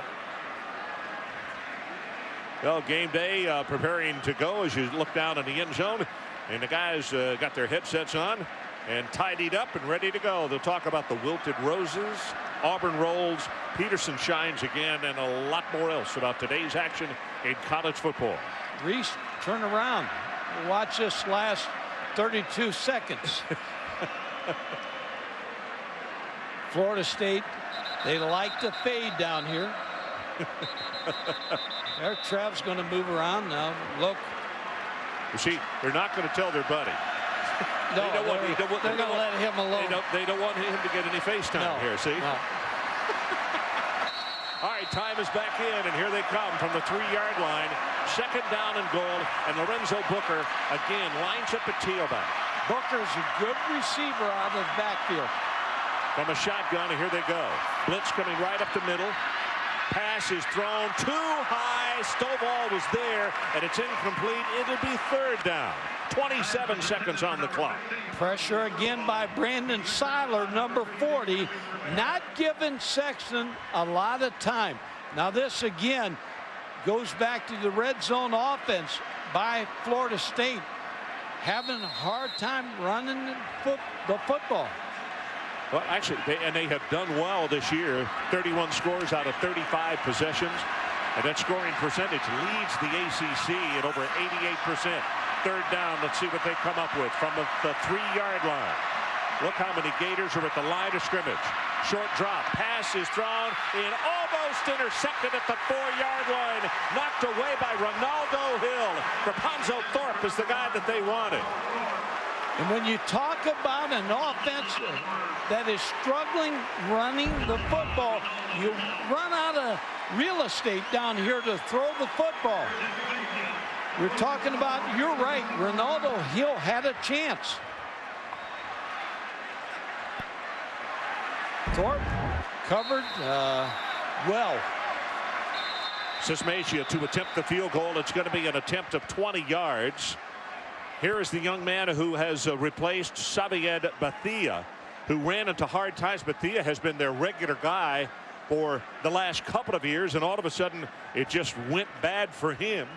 And it is now number 12, Garius Sismacia, who is the kicker. He's out of Bradenton and is only a freshman. And Florida knows they got a young kicker here. They're going to use their timeout. But you see the numbers. Bethia, 12 of 21, 57%, his longest 48. And Sismacia, perfect, 6 of 6, his longest 48. In fact, in high school at Bradenton, he had a 55-yarder. He's got some leg. He's got a tough angle right here on the right side, the right hash, about the 3-yard line. Okay. Bobby Bowden in his career, particularly here at this stadium, has heard enough wide lefts and wide rights. He wants to see a dead center perfect right here to get on the scoreboard. His team struggling on offense, only 88 total yards in the first half, 5 first downs. Here comes the attempt. Ball is down, kick is up, and he is now 7 of 7. And Florida State is on the scoreboard with 17 ticks left on the clock until halftime. Took advantage of Chris Leak's mistake and put 3 on the board. In case you just joined us, Leak fumbled on a running play where he decided not to throw. Fumbled the ball, it came right back up in his hands, and he was kind of leaning forward, falling forward, got hit, and then fumbled again. And that's when the ball was recovered by the Seminoles, and they come up with, as Mike says, the 20-yard field goal. It's now 10-3. And both teams at halftime, I'm sure, the pace of this game. Now, FSU's defense now has it down a little bit more than they did at the start. And Florida State's offense got to find a way to run the football. Florida's offense has been very good in the first half, but need more points. So Bethia gets ready to kick this ball off. McCollum along with Chad Jackson, the 2 deep men. Cornelius is back there this time. I beg your pardon. The other thing, Ron, is FSU Bobby Bowden. He's going to talk to his team. They're a good second-half football team.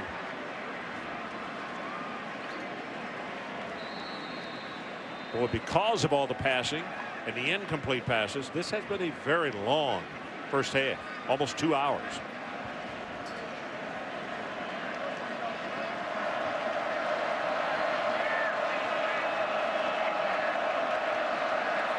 Our new score. Here comes the kick. They're going to boot this one on the ground. And it's going to be picked up at the 7-yard line. It's McCollum. And McCollum headed for the sideline. It's going to be bumped out of bounds. 11, now 10 seconds showing on the clock. So, Mike, do you take a chance? Do you? No. You don't go on top. You go to a knee and head to the locker room. No. They go on the knee and talk about it at halftime. They've squandered away good field position. The interception by Chris Leak, which was big. See the number 16 of 24, 177, 1-1 as far as touchdown and interception. He'll take a knee, and we're preparing to head to halftime. Clock is down to 5, 4, 3, 2, and 1. And before we go to halftime, let's check down on the sideline. Aaron Andrews is there with head coach Bobby Bowden. Aaron? All right, coach, only 88 total yards rushing. Total yards, 0 yards rushing. Why is your offense struggling? We're not making plays. We're just simply not making plays, and we got to make plays. Chris Ricks. You got to credit Florida for it.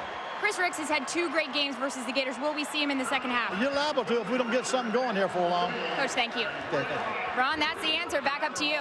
Okay, so our halftime score is Florida 10 and Florida State 3. So let's go to commercial break. Game day when we come back with the Pontiac High Performance halftime report. So now the Gators are up by 7. They haven't won here since 1986, and they might have had a bigger lead if not for this play by the Seminole defense. Ryan McFadden picking off Chris Lee. So our score as we head into the third quarter is Florida 10 and Florida State 3.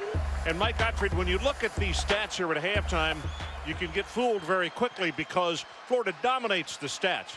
They only need this ball game by 7, and this is a tailor-made situation for a guy like Chris Ricks to come off the bench and be a star, be the hero. Even Sexton, 2 turnovers in this football game, both by Florida. FSU, no mistakes as far as turnovers and fumbles, interceptions, but they haven't found an answer to run the football. They got to run the football. And when you look at 5 total first downs for the half, 2 of those came on penalties, which means only 3 offensive first downs in a half. That is not Bobby Bowden, Florida State kind of football.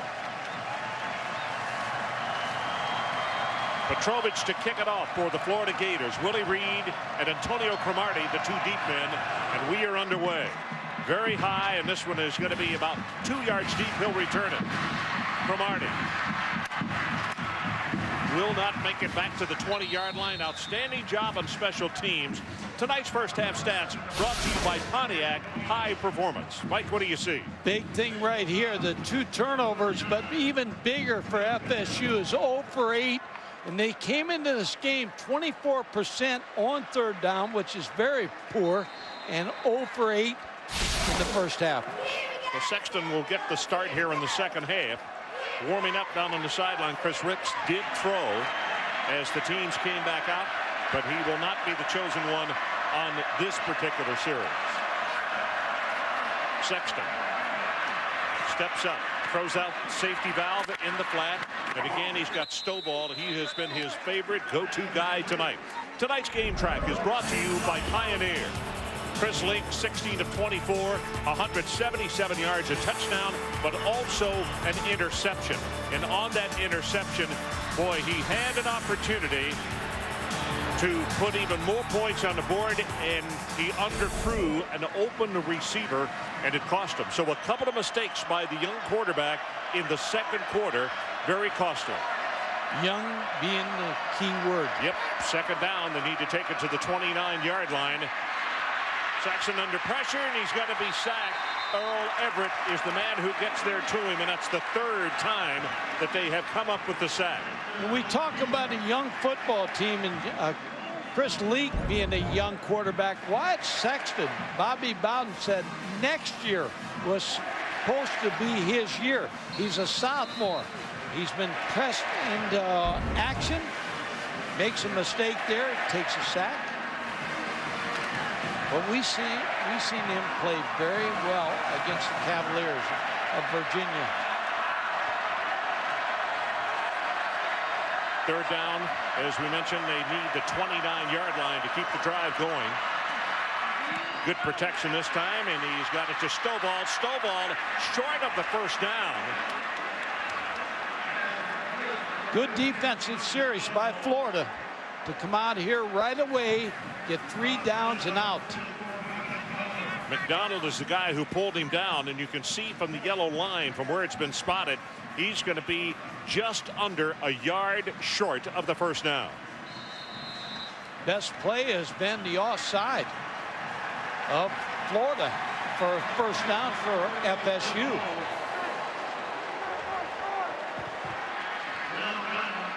Boy, huge play right there. Good coverage on the special teams, denying them the 20-yard line. And then stopping them a half-yard short and time to kick it away. Burnell Brown is the deep man. Here's Hall's boot. Not very long. And now it's going to take a big Florida bounce and head back the other direction. Aaron Andrews, let's check with you on the sideline. Well, Ron, what may be his last halftime speech as a Gator head coach, Ron Zook told his team, we have 2 quarters left. We're facing the 8th-ranked team in the nation. No one thinks we can beat them. Let's go out and show everyone we can. Guys? Well, they had an outstanding plan in the first half, and they led at halftime by 7, 10-3. But as we talked about, situations where being on the road and facing a veteran coaching staff like the one here at Florida State, you better come up with some more points or it could spell disaster. Stats don't mean anything as long as you don't move the scoreboard. From the shotgun, good protection, pass to the far sideline, incomplete. Much better coverage that time as there were a couple of guys out there on Dallas Baker. Well covered. You talked about Dallas Baker. Trying to see what Florida State does as far as defensively to change from the first half.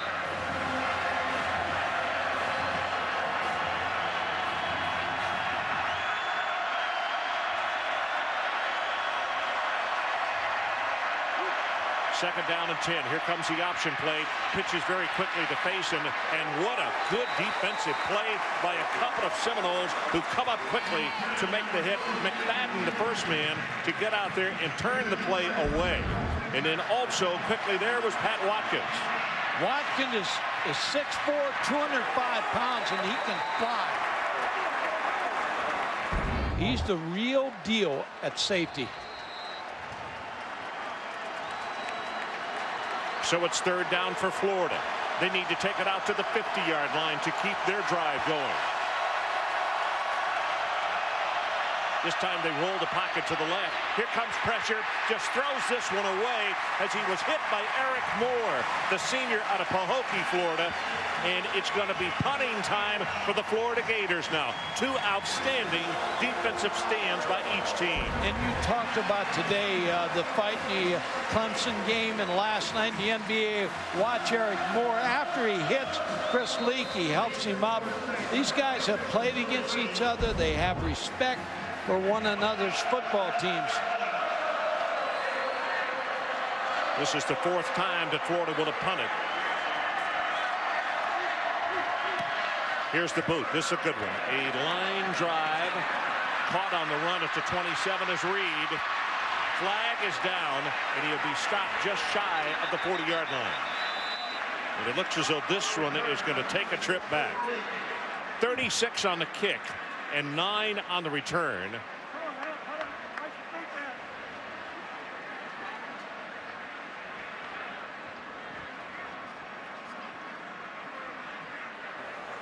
During the return, illegal block in the back, number 22 of the receiving team, 10-yard penalty from the spot of the foul, 1st and 10. So let's take a timeout. 12 minutes remaining, 3rd quarter, and our score remains Florida 10, Florida State 3.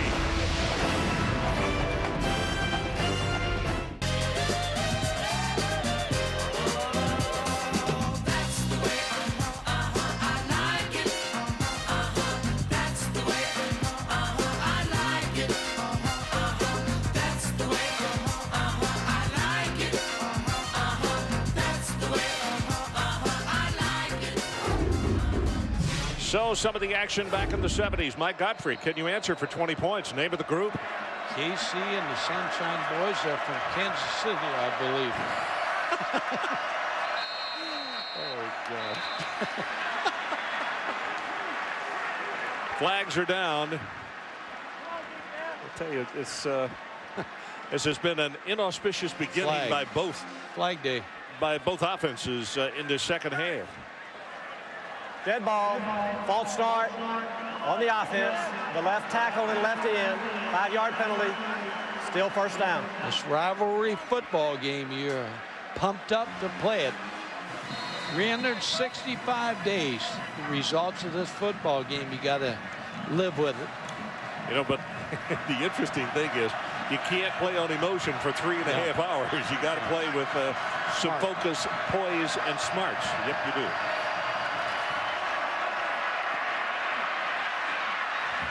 Pass near sideline, got it complete to Thorpe. Pushed out of bounds by Ronaldo Hill, but it's good for 20 yards. When Florida does not pressure Wyatt Sexton and gives him time, this is a deep route by Thorpe. The comeback against Ronaldo Hill. Now you can't pressure him all the time. You got to play some zone and mix it up. Sexton has now hit his last 3 passes. Florida shows blitz. They come off the wide side of the field, running play, and that's going to be Lorenzo Booker. Let's take a look at the BCS outlook. Now, I talked about this off the top of the telecast tonight. Just per chance we wind up in a 3-way tie in the ACC because there's no playoff game this year. Mike, what the ACC has said, the team with the highest BCA ranking would win a 3-way tie.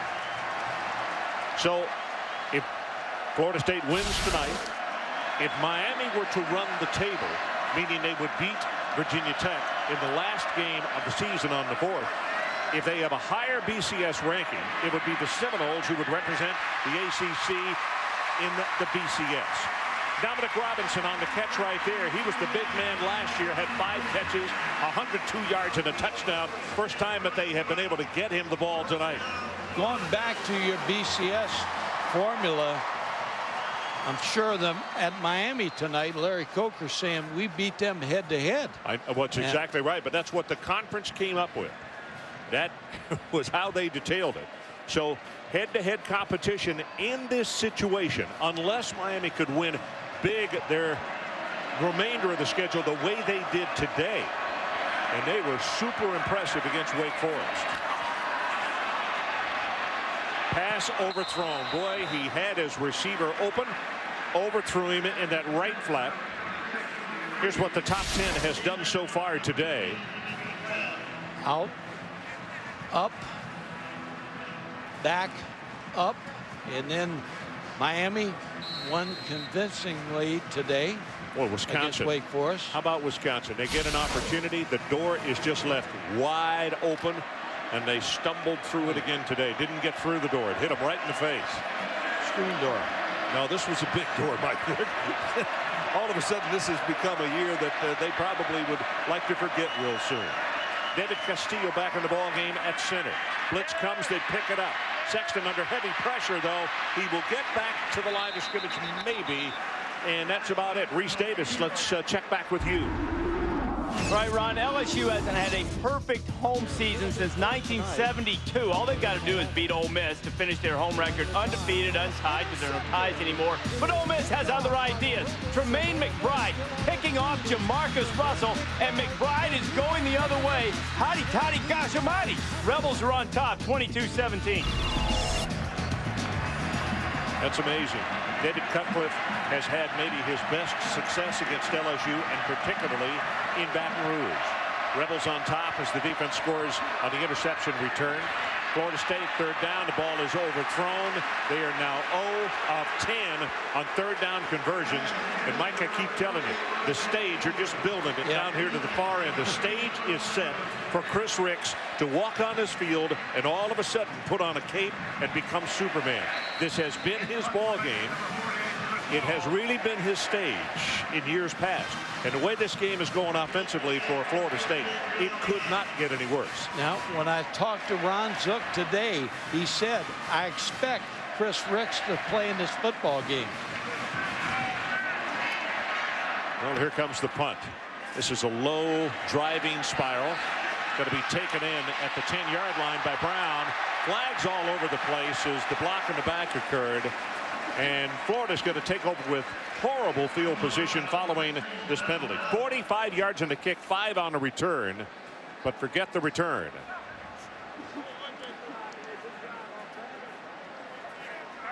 Both teams have been hurt by penalties.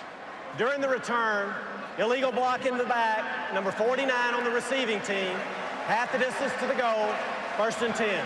But the amazing thing is they've been so obvious you could hear the crowd groan when that block in the back occurred. Let's take a timeout. We'll be right back. So we are back following the penalty. Florida takes it over one of their worst field positions of the night as they'll snap it from their own 4-yard line. And they got their back to the student section right there, and it is very, very loud. And Chris Leak, here's the option play. Pitches it back. Faison, and he's going to have a head of steam out over the 10-yard line. Going to be a gain of about 8 before Jerome Carter finally made the tackle. When they were backed up in the first half, 97-yard drive by Chris Leak in the offense. Well, you see where they're going to place that one down, and you see the yellow line. He's about 2.5 years short. Yards, I should say. Just going to throw this one away. Everybody was covered. That seems like years when you're calling the plays, though. Yeah. I mean, it's a long way. They tried to quick snap the FSU defense. The adjustments made by Mickey Andrews and Kevin Steele, they're prepared a little bit more for this pace in the second half. Started in the second quarter. 2 tight ends of the ball game, Markel Thompson and Tate Casey. See the numbers unleashed. 16 to 27, 177. 3rd down, 2.5 for the first. O.J. Small in motion.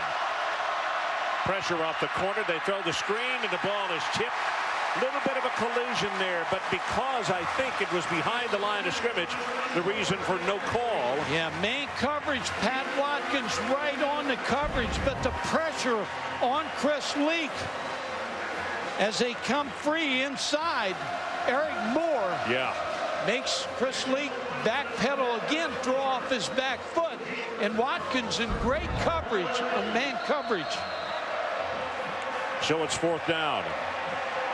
Wilbur with his 5th punt of the night. Willie Reed, the deep man, and they're coming after him. And this is his best kick of the night. High, long, spiral, back to the 30-yard line goes Reed. And he is going to be stopped at the 35. Outstanding coverage by the Gunners that time. And the kick, 56 yards and -3 on the return. Well, tomorrow night at ESPN, it's Sunday Night Football. Brett Favre and the Green Bay Packers face David Carr and the Houston Texans. Packers and Texans also available in high definition on ESPN HD. Coverage begins with NFL Primetime, presented by Miller Lite at 7:30 Eastern. Ron, Leon Washington into the game. Chris Ricks continues to pace.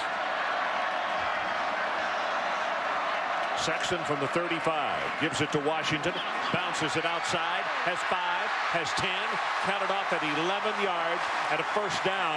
And boy, he shows you not only size, but the maneuverability and speed. It made a difference on the play. He's the missing option in this football game tonight. When he's well and he's playing strong and they can run the football. That is the longest rush of the night. 11 yards, I think they're going to say officially. Longest run of the night. And Florida State all of a sudden over the century mark in total offense in the ball game.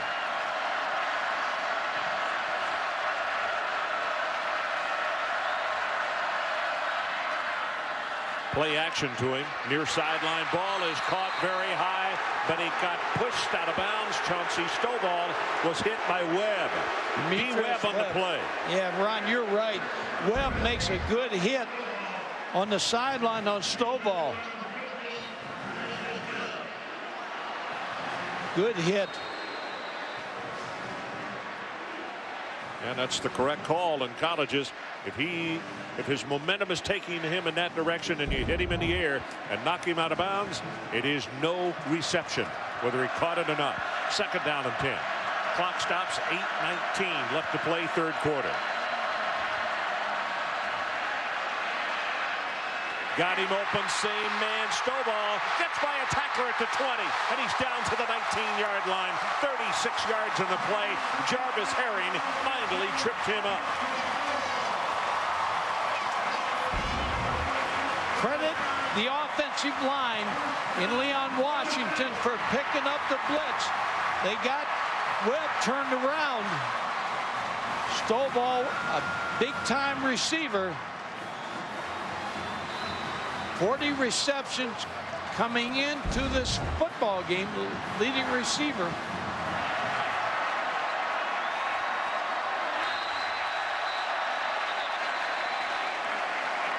Well, you see that David Castillo got shoved out of there. And also, what else happened is Wyatt Sexton got stepped on when Castillo got knocked back. Dead ball, offsides on the defense, number 44. Marcus Thomas. 5-yard penalty. It'll still be first down. That's twice that Marcus has come across a little quick tonight. Yeah, Marcus is guessing now. He's trying to anticipate the snap.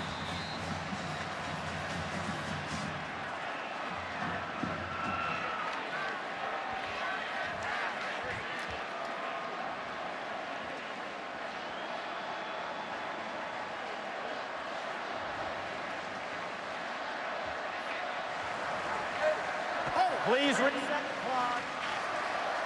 Please reset the clock to 7 minutes, 42 seconds. 7:42. We talked Start about for play. Florida State, Ron, being a second-half team. Bobby Bowden, his football team, they believe that they can overcome in the second half. Well, there you see it, 88 in the first, already 87 here in the second half. So it's first down and 5. Florida State trying to tie this one. Down 10-3. Pitch goes back to Washington. Hit behind the line of scrimmage, stayed on his feet, and he may have gotten back to the line of scrimmage. Travis Harris is the guy who got a hand on him. Corey Bailey also a chance to tackle Leon Washington. This is where Florida's been pretty good inside the 20-yard line on defense tonight. Dominic Robinson checks into the ball game, number 21. Good sized receiver at 6'1", 200. And as we mentioned, last year he was the hot guy. Had a huge game, 5 catches for over 100 yards. See if they look for him. Number 21, Dominic Robinson, out of Diamond Bar, California. They go with a running play though when it's Washington. Going to be close to the first down, but still he's a yard and a half short. Earl Everett pushes him out of bounds. They're a different team with Leon Washington carrying the football. That will open the passing game for Wyatt Sexton. Yeah, because prior to this, in this ball game, play action hasn't been a whole heck of a lot as you look at third down conversions. 0 for April. 2 tight ends, Root and Paul Irons. Need about a yard and a half. You can see the yellow line is just inside the 9. Here comes the pitch. Pressure. They got penetration. He's got to be stopped for a 5-yard loss. And the man who did it, Ray McDonald, he's got 2 sacks tonight and now a tackle for a loss. It's almost like Florida and Ron Zook knew this play was coming. Kyle Jackson. Kyle Jackson got penetration as well. I'm sure Charlie Strong's going to tell his defense. I watched Clemson and Tommy Bowden fake a field goal against Miami. So be alert. Seiler is hurt on that play. Yep, Seiler going to the far sideline. Now let me tell you something. Ford, the fake field goal that Tommy Bowden ran, they're at the proper position on the field, the left hash. Changed the whole game.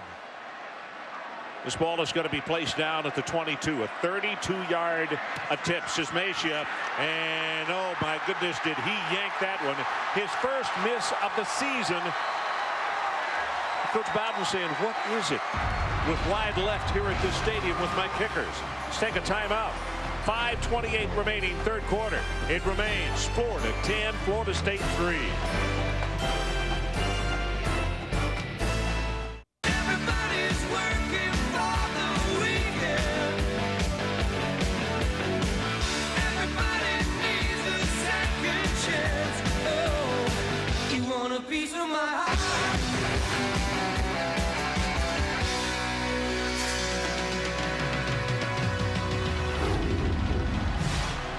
Well, there you have a look at the 80s in this series right here. The music, Loverboy, all the way from Canada.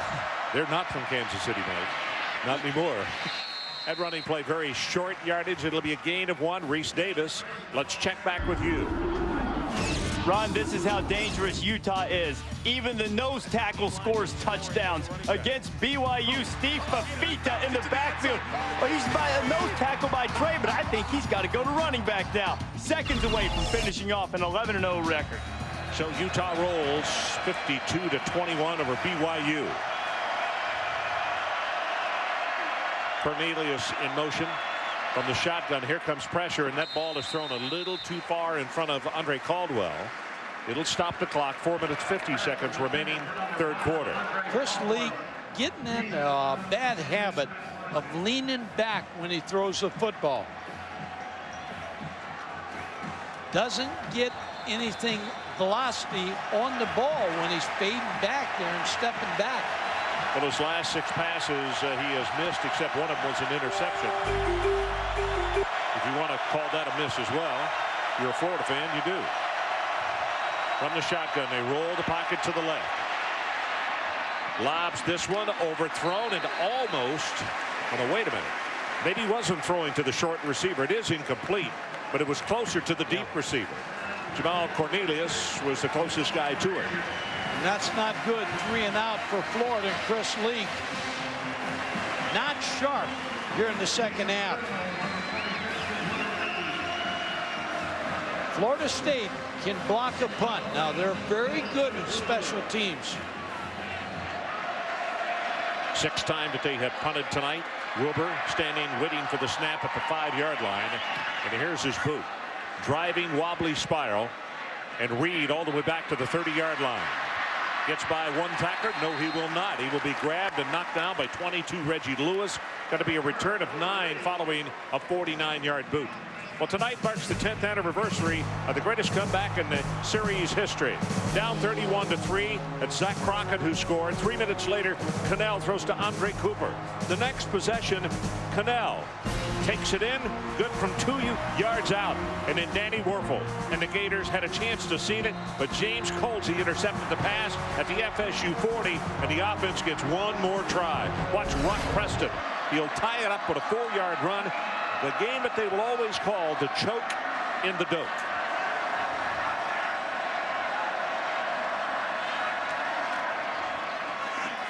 Straight ahead with the running play. Booker found a big opening, and he'll take it across the 45 to the 47-yard line. Kyle Jackson on the stop. You talked about Booker being a changeup. Yeah. More of a slasher. He has the speed to go the distance. Washington, more of a power guy.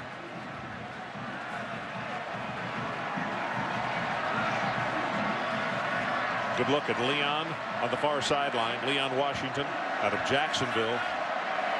He's done a little bit of everything since he has been here at Florida State. Boy, he played special teams his freshman year. He just wanted to play. He made tackles on that team as well. Sweet, nothing doing right here. They're going to wind up with a 3rd down. They lost about a yard on this play. Jeremy Mency on the tackle. I think I would throw that play out tonight because Florida so quick Don't like that on one, the huh? sweep. No, No. Clock is running. We're about to hit 3 minutes and 30 seconds left in this third quarter. Got to run right at Florida.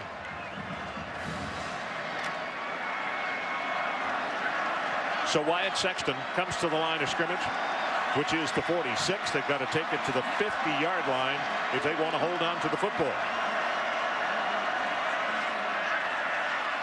Sets, here comes pressure, runs up into the pocket. He juggled the ball, and then he picks up the first down. 1 of 12 in third down conversions tonight. Their very first one. Corey Bailey finally made the tackle. And that was a big run by Wyatt Sexton. Nothing open, decides to run for the first down, had the football way out, could have been stripped.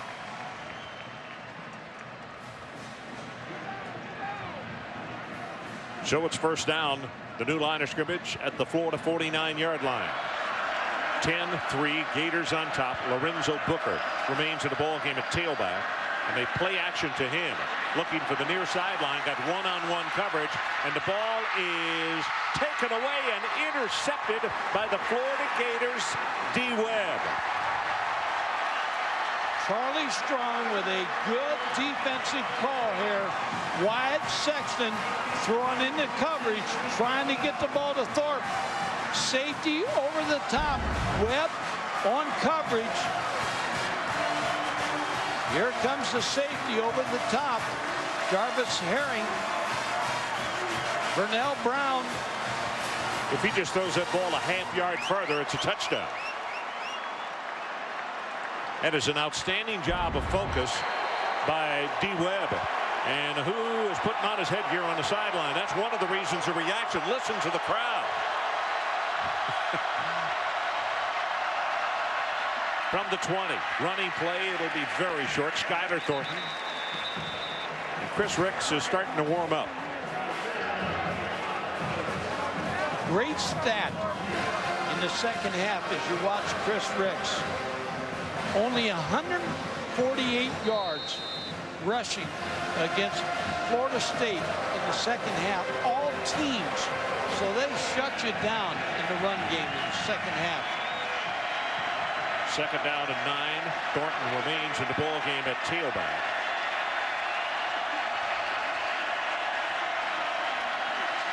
Late looks at the blitz, throws this one up. It's thrown short and incomplete. Eric Moore, again, number 55, has really done a terrific job of applying pressure on Chris Leak tonight. Yeah, you're right. Eric Moore, a senior, 6'4", 244. They're coming after Chris Ricks. Now with the third down and long, wholesale changes by the Florida State defense. Nickel, dime, they got more. They've got a lot of 25 change. cents in there in the secondary. Theatric facing the tailback. Third down, they need to take it out to the 30-yard line.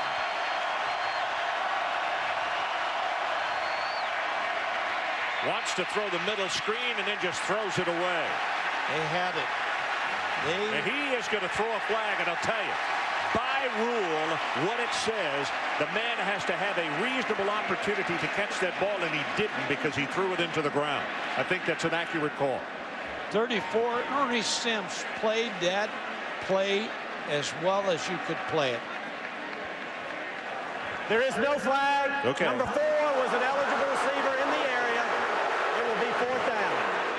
Well, I thought that's what he was going to use because it does say it has to have a reasonable opportunity to catch the football.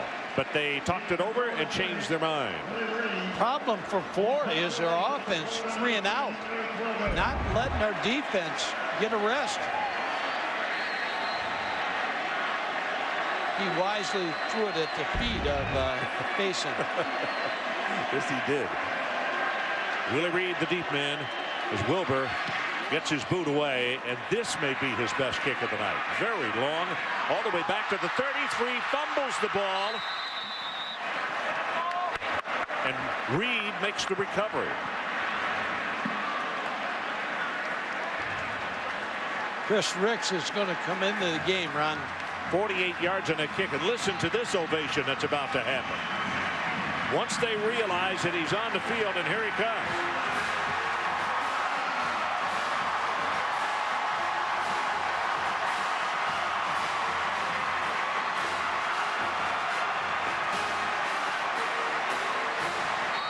An ankle injury took him out some weeks ago. Then he was unable to get his starting position back from young Wyatt Sexton.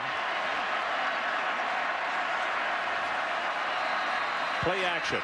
Gets his pass away. Near sideline. Got it complete. Dominic Robinson at the 48-yard line of Florida. Here we go. Everybody loves a second quarterback. When Chris Ricks was a starter, everybody wanted Wyatt Sexton. Except, you know, Bobby Bowden said at a meeting yesterday, and he's right on in talking about how progressions happen. He said Wyatt's playing, but he's a year away. He should have been playing next year as a junior, not as a sophomore. Still so much to learn. First down for the 48-yard line. Here was an audible by Chris Ricks. You can see 36, James Coleman, the fullback, coming up to get what the change is. Florida creeps up defensively, wants to throw deep over the middle, got him open. There's Stovall, and Stovall with a 1st and 10 inside the 30-yard line. Kyle Jackson stops him, but it's a 21-yard gain. Chris Ricks, 2 passes, 2 right on the money. Chauncey Stovall, after the fake to Leon Washington, he threw it on time. Let me tell you, look how close this is. Sider never sees it. It went right over his right shoulder. It was thrown very well by Chris Ricks. So again, it's a first down. The new line of scrimmage, the 27.5-yard line of Florida. Ricks, play action. Sets deep in the pocket. Going to go for the end zone. He's got a man there. Could not get over. That's Rapunzel Thorpe, who he was looking for in the end zone.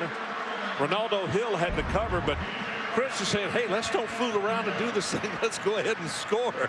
3 passes down the field.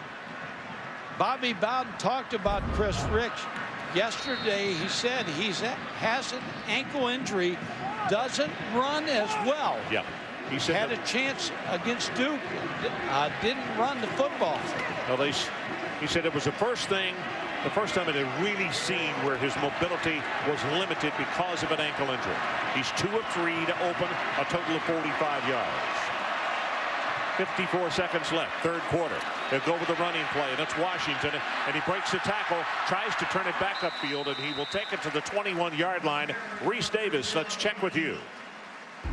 All right, Ron, it is all over at Rice-Eccles Stadium, and the urban myths are now reality. Utah finishes off a perfect season, beating BYU here, and plenty of Fiesta hats in the celebration as Urban Meyer. Much rejoicing. That's not official with the Fiesta Bowl. The goalposts are going to need new goalposts. Well, maybe they can pay for some of that BCS money if that's where they wind up. 14 billion reasons why they can if they do receive the BCS at-large bid, or one of them. 3rd down. They need to take it to the 17. Here comes pressure. Ricks is going to run it, and he'll be stopped short of the line of scrimmage, so it's credited as a sack for Ray McDonald, and unofficially, I would say that that's 3 that they would have by him tonight. That is the end of the 3rd quarter. Let's take a timeout. Our score remains Florida 10, Florida State 3, and threatening. Chris Ricks on the sideline getting a break. They're going to go for a field goal. And by the way, the official, he said he did get back to the line of scrimmage, so it will be no sack for Ray McDonald. But the tackle at the line of scrimmage, and it brings up a 4th down and about 5. And this field goal attempt will be up 39 yards by Gary Sismacia. Good pass, and boy, he is going to miss 2 in a row. After coming into tonight's ball game, 6 of 6, both of them are wide left. And our score remains 10-3, the Florida Gators on top.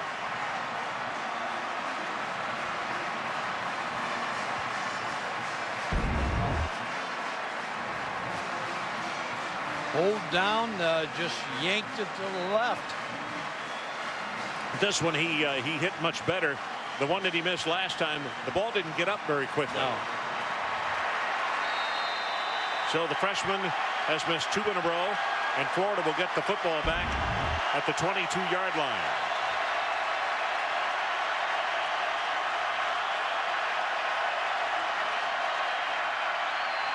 Takes it to Faison, near sideline.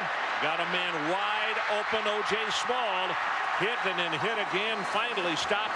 But that's going to be a huge gain of 30 yards in the play. Pat Watkins was there to make the defensive stop. Larry Fedora, the offensive coordinator, said about O.J. Small, he's the crucial guy. We need to get him the ball in crunch time. They did it. Well, that was a nicely thrown ball right there. As O.J. Small gathered it in, and the senior out of Jacksonville was there to make the play. Look at Faison here with a good second effort. Going to have maybe 5 yards in the play. Jerome Carter comes over to make the tackle. Tonight's game track brought to you by Pioneer. Florida with an early touchdown. They went in front 7-0.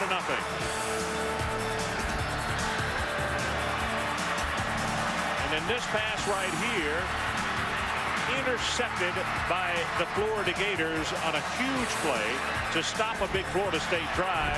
And Chris Ricks back into the lineup.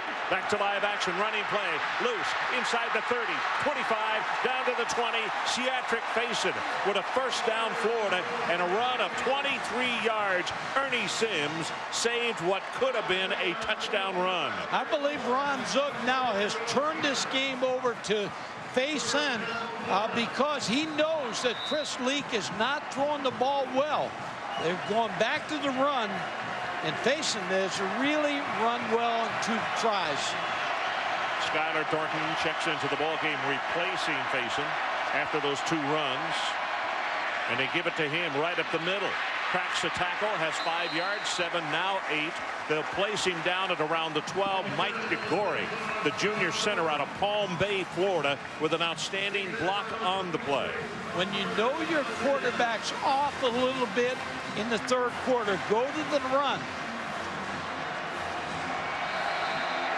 Stack set to the right. They run back into that side of the field. Here's Thornton, and he's going to have the first down inside the 10, down to around the 8-yard line. Roger Williams is over to make the tackle. Quick snap by Florida.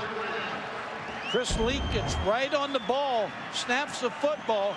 They got a bunch set, and all of a sudden Thornton is in the secondary for the first down. It was Latsko, number 42, the fullback, with a good block on the play. Faison checks back in. You look at number 4 from Skycam. Great view down here in the red zone. Little stutter step, cuts it back into the middle, takes it down to the 5-yard line, maybe the 4. Roger Williams again comes up to make the tackle out of the secondary. And the biggest thing right here for the Florida Gators, all of a sudden, that clock is beginning to fly if you're Florida State. And a touchdown right here would be very, very tough, the way Bobby Bowden's offense has struggled so far this evening. Here comes the pitch back into the boundary. Faison, and boy, that's a nice job defensively. Look at all the garnet and gold all over him. A.J. Nicholson, the first man to get out there, along with Ernie Sims, number 34. And the players are still unstacking. I tell you, this has been a physical contest tonight. And we talked back in the first half, at this time of year, everybody's got bumps and bruises. And you just got to make up your mind, I want to play, and I am going to play. Yeah, well played, good sportsmanship. 3rd down from the 4.5-yard line. From the shotgun, Leak pumps once, going to go deep over the middle, and the ball tipped and almost intercepted. Threw it too high as McFadden was almost there to make the pickoff. Dallas Baker, I believe, is the one that he wanted, number 81. Well defended by Florida State. McFadden has made several plays tonight against Dallas Baker. He kind of lobbed that one instead of putting a little mustard on it. Field goal attempt coming up. It's got to be placed down at the 11-yard line. Matt Leach with a 38-yarder. This is an attempt of 21 yards. Right hash mark. Ball is down. Kick is on its way, and he's good. Let's take a timeout. 11:51 left in our ball game, and the new score: Florida 13, Florida State 3. your chances of survival decrease. Yesterday at the Florida State Police Headquarters, the American Heart Association awarded 3 police officers and our own Stevie Carl for helping save the life of Al Taylor, a member of our ESPN primetime crew. You see, Al suffered a heart attack on October the 15th as we were setting up for the Virginia football game here in Tallahassee. And thanks to the quick thinking by all involved, Al is still with us today and well on his way to recovery. Thanks to everybody involved, and it was a nice ceremony yesterday, one that made both parties smile a lot. A lot of people proud. Thank Al. It's great to have Al back this weekend. Yep, saw him at the airport. He had the big smile on his face. About a month ago, we were not sure that smile was going to be there. Here's a kick 2 yards deep in the end zone. Cromartie fumbles it. He'll go down to a knee. So they will scrimmage from the 20-yard line with 11:51 left to go in the ball game. A Monday night, get all your NFL action on ESPN and ABC. It all begins on ESPN at 7:30 Eastern with Monday Night Countdown presented by UPS. And then at 9, it's ABC's Monday Night Football as Tom Brady and the New England Patriots battle Trent Green and the Kansas City Chiefs. So 7:30, Monday Night Countdown presented by UPS, and then Monday Night Football following that. Priest Holmes, I believe, will not play in that game. Boy, he has really turned into a good one in the pros, hasn't he? Play action. Ricks going to go on top. Got one-on-one coverage, wide open. Defensive back fell down, and we may have offensive pass interference on this one. Let's wait for the call as Thorpe made the catch. But there was more than what appeared to be incidental contact on the play. 60 yards if it stands. Yeah, Vernell Brown's kind of slowed down on Thorpe.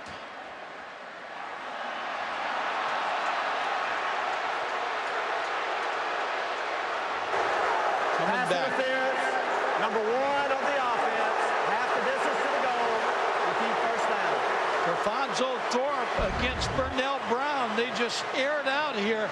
Watch Vernell Brown kind of slow down, get in position, got knocked by the left arm of Alfonso Thorpe. Good call. Yeah, I think the rule says that if the push creates separation, then it is pass interference, and that created separation, I would say. A lot. Penalty's going to push it all the way back to the 10-yard line. So it'll be first down and 20 for the Seminoles.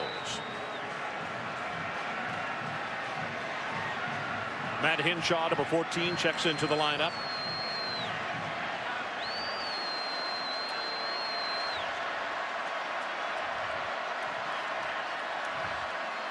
Chris Ricks. Pass near sideline, got that one complete to Robinson, and let's check with Aaron Andrews down on the sideline. Aaron. Ron, Chris Ricks is named Gator Killer by all Florida fans, and with good reason. I had an opportunity to speak to that Gator Killer this afternoon, and he said, of course, he was disappointed he didn't get a chance to start this game, especially because it was senior night. But he said, despite what has happened during his career here at Florida State, he is very, very grateful to this program. I asked Chris why he never transferred from here because of everything that's happened. He said one reason, Bobby Bowden. Guys? Okay, yeah, he's there is a mutual admiration, respect thing between the two. There's the pass to Hinshaw, and Matt is going to be tackled at the 30, and I believe from where they've marked him down, he's going to have enough for the first down. Chris Ricks, to add to Aaron Andrews' report, Chris Ricks, Bobby Bowden talked very well about him yesterday in our meeting. Chris Ricks has been a good team guy while being the second team quarterback.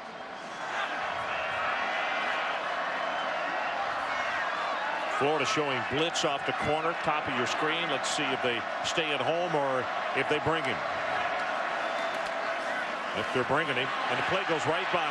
5 yards, still running, close to 10 on the play as Booker ran right by the blitzing player on the outside, and it was a good call if that was an audible, which it appeared to be. Enough time that you can't just get away from the run. Good block by the fullback, B.J. Dean.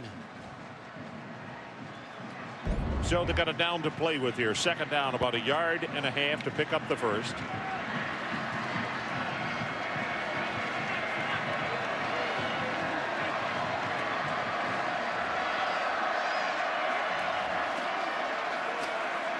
the 2nd and short. They go with the running play, and they give it to the big guy, James Coleman. He will have the first down, and he'll move the change. Mike, I thought it was funny at the ACC meetings this summer as the Seminoles have a player down, and it gives me an opportunity to tell a story that Bowden told about his quarterback. And they said, what about Chris Ricks? And he said, you only need to tell him 2 things. On what day his tests are and where to park. He said, beyond that, he's just fine. One of those big offensive linemen down. It appears to be Ray Willis, the right tackle, the senior out of Falls Mills, Virginia, 6'6", 320, and he is shaken up. I talked about both he and Alex Barron being very, very close. They're both seniors, and in fact, Willis got married during the summer, and Barron was in that wedding because they are such good friends. And Barron, a little bit of a jokester. But they enjoy each other, and I hope that the big fella is not seriously injured. All the offensive linemen have come up very close, though, to check him out. Yeah, and, they can't afford to lose another lineman. And Charlie Strong right now in Florida's defense doesn't want to give up an easy score. They want to make Florida work the field, work that clock, 9:50 to go. Well, Mike, because they are still attending to the injury with Ray Willis, let's take a timeout. 10-point lead, Florida. Ray Willis had to be helped off the field, and he was giving way on his left leg. Could not tell if it was the left knee or ankle. And you see Overmeyer has checked into the ballgame. David is a freshman out of Lilburn, Georgia, 6'5", 284. Ricks right over the middle, got his man open again. It's Stovall running hard inside the 40. He'll get out of bounds, but they say that he stayed inbounds. Clock will continue to run at the 37, and it was D. Webb defensively after a 19-yard pitch, catch, and run. Chris Ricks is really on the money here to Chauncey Stovall. He throws on the break. Stovall shows good speed in the secondary. Clock runs with 9 minutes and 20 seconds left in the ball game. Lorenzo Booker comes in at tailback. Ricks has moved his team well, but they have not come up with any points for him.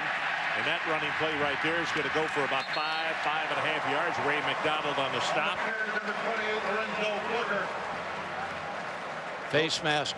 Well, look on the sideline. Now Saviad Bethia is warming up on the sideline. So, you know, it's one of those things where if it's not working for one, then you go to the bullpen and warm up somebody else. Maybe he's had enough time to sit on the sideline to realize what he was doing. Incidental face mask on the defense.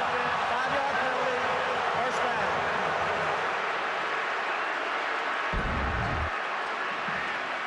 Well, you can see it coming in right there. You see his head being turned. And in fact, they might have been fortunate that a personal foul was not called because he turned his head completely around. McDonald, the man who grabbed the face mask. So with the penalty, first down Florida State. New line of scrimmage, the 27.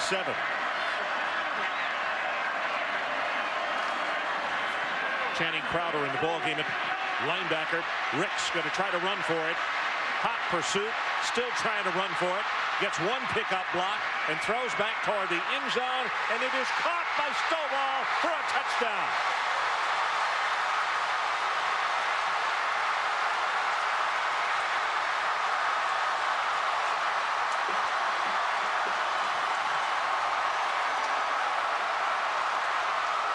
Jeremy Mincy with all kind of pressure on the quarterback.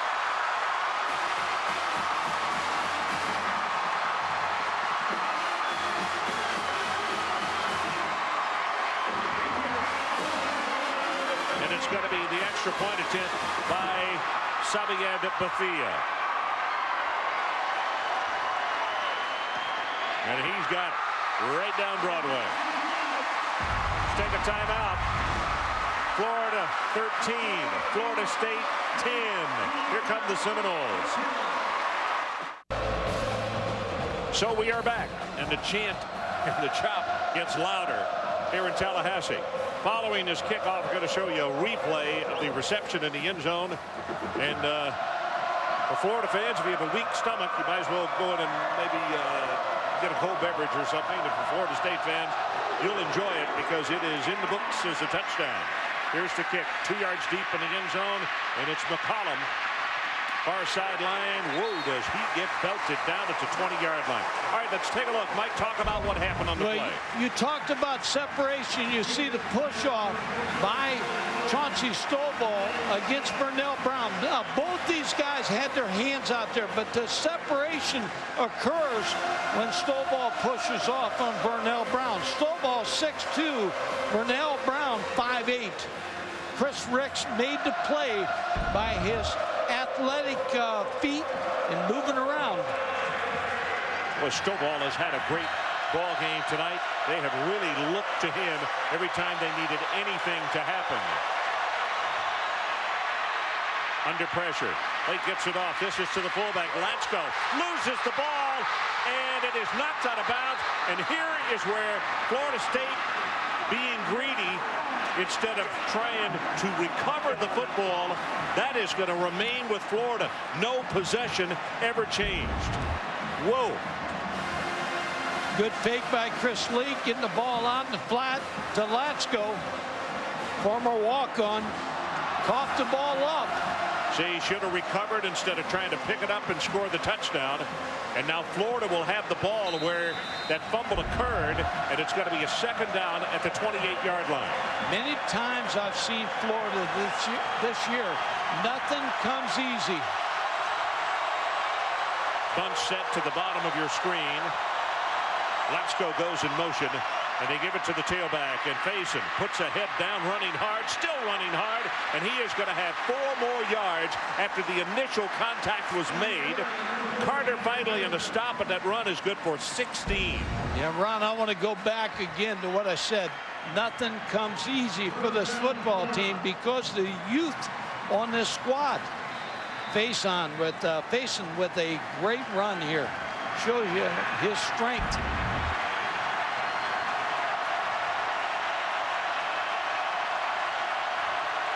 .740 to play in the ball game. Florida by 3. They go with the run again. Faison has 5, has 10. He's off, and only an ankle-high tackle at the 38-yard line prevents what could have been a touchdown, and they'll give him forward progress all the way to the 32. That's a gain of 24 yards. Osei is the man who saved it. Yeah, Osei, Seatric Faison. One of the players, a lot of the players being critical of Jeremy Foley, the president of Florida, for the firing of Ron Zook. Skylar Thornton checks into the ball game at tailback. Number 25 for the Florida Gators.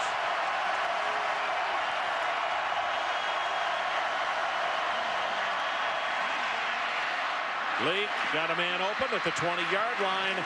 Completes the pass to Chad Jackson, and you can see where the yellow line is. He is going to have the first down, and they'll move the sticks again. Under 7 minutes left in the ball game. 14 yards on that pass play. And again, Florida moving the football. I talked about Seatric Faison. Several players came out. Jeremy Foley, the AD, the president of the university, also under criticism by the players of Florida. Faison, running play right up the middle, gets by one tackler, puts a head down, goes inside the 10, and he may have another first down, and that's Skylar Thornton, I beg your pardon, number 25, rather than Faison on the carry. And a great second effort by the sophomore out of LaGrange, Georgia. And now Faison will come back into the lineup. That's been quite a 1-2 punch for the Florida Gators, and they're going to bring in the change to see if he did, in fact, pick up the first down. You talked about Faison and Skylar Thornton. Deshaun Wynn, another back who's a sophomore. So you got a junior, 2 sophomores that will return at the tailback position. That is a first down, and for the Florida Gators, it is 1st and goal. Clock shows 6 minutes and 23 seconds left in the ball game. A touchdown right here would be devastatingly bad for the Seminoles of Florida State. So they got to think in terms of keeping them out of the end zone, and if nothing else, no more than 3. 2 tight ends, Florida. Jackson in motion. They'll roll the pocket to that side. Throwback screen near sideline, and the ball was dropped, and that was Lance Butler, the left guard that they were going to throw. And now here comes the flag in. Lance made a big mistake. First of all, not catching the football, but slamming the ball to the ground is going to pick up a penalty. They had that set up perfect.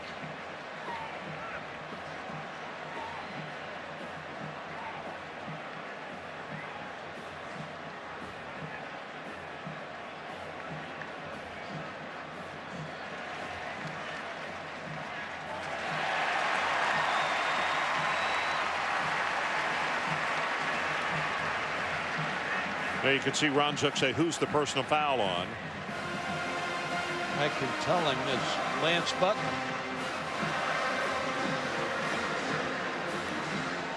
Well, for throwing the ball down to be unsportsmanlike, wouldn't be personal foul, would it?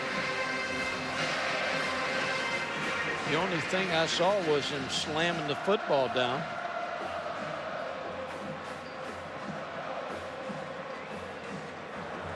There were 2 fouls. Illegal touching on number 77 on the offense. That penalty is declined. Dead ball, unsportsmanlike conduct, number 77 on the offense. That'll be a 15-yard penalty from the previous spot. It will be second down. The number was 72. Number 72. If you are a Florida fan, and he knows that he can't touch the football, you got to run away from it, keep somebody else from making the catch, a defender primarily. But then when he threw the ball down, he was flagged for unsportsmanlike. So that's the reason the ball is being moved back. And they're going to place it down at the 23-yard line. So it is going to be still goal to go, but they're 23 yards away.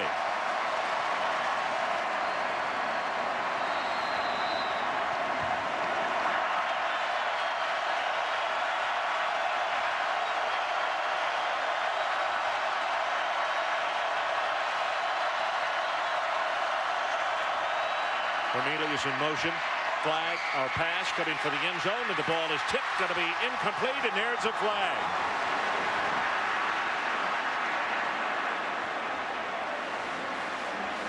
Baker, the intended receiver, working against Antonio Cromartie.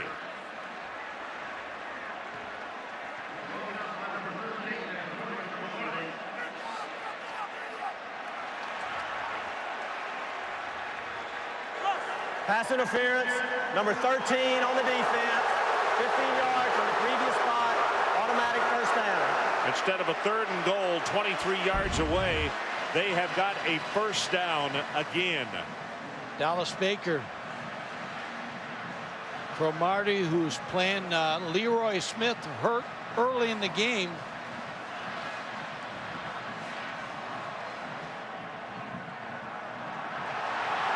I think when he grabbed him by the jersey, that's the reason the flag was thrown. So the penalty puts the ball back inside the 10-yard line, and again it is 1st and goal Florida, and now valuable time being eaten up off the clock as far as Florida State is concerned.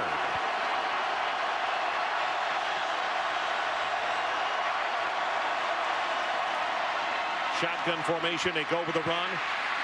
Bounces to the outside, and Faison finally going to be stopped. And I'm not sure that Faison was even lined up right. They had to get him to move to offset just a little bit so he could hand him the football. May have been a good time for a timeout, because I believe what you said. Faison, let's go back to that play. Lance Butler, he's covered by a tight end, so I don't know why they threw the ball to him. It's beyond me why Chris Leak threw the football. Well, the tight end should have stayed back. They were going to throw back to him. To the tight end, but he went downfield. 2nd and goal. Leak sets in the pocket over the middle, and this was overthrown, and again tossed that one off his back foot, just trying to throw it away. But you're right, Mike, that is a really bad habit to get into, isn't it? Yeah, late in the season, he's backing up, not throwing with his body, moving forward, stepping to the receiver, He's stepping away from the receiver. Travis Johnson comes out of the ball game. They'll lose the big defensive tackle for one play. His headgear, something was malfunctioning, had to come over to the equipment man. And you see he's still taking it off and trying it on. Ninth play. This all started back at the 20-yard line. It is 3rd down and goal.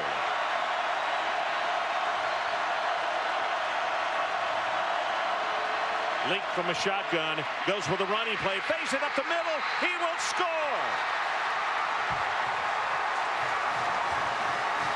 Jonathan Cullen, number 78, with a paving block on the play.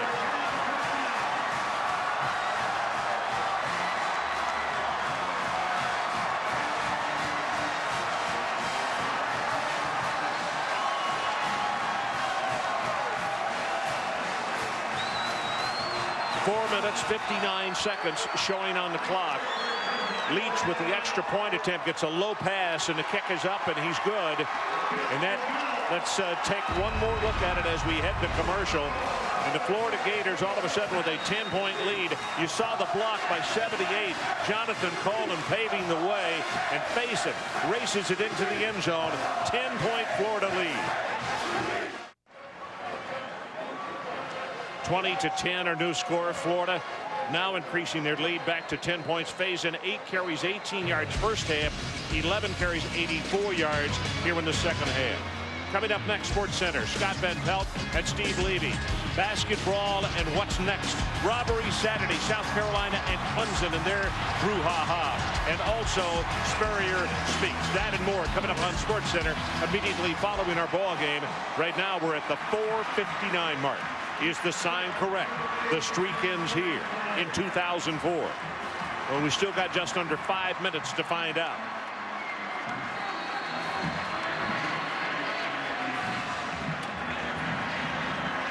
Petrovic prepares to kick it off. If you're Florida, you cannot begin to celebrate too quickly. If you're Florida State, you got to have total focus. You got plenty of time to score 10 points, and you don't return it 5 yards deep in the end zone. And he is going to be grabbed by the face mask and now reverses his field. Here comes another flag in. Breaks it up the sideline, 50, 45, and finally is out of bounds at the 39-yard line. So we may have a face mask and a hold. 61 yards on the return. I think it was Baker who grabbed him with the face mask for Florida. Personal foul, face mask, number 81 on the kicking team. Yep, 15 Baker. yards from the end of the run, first down. So there was a second flag I thought I saw, but obviously there was not another penalty.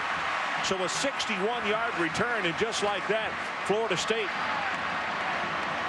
Right back in great field position. There's the face mask, Dallas Baker.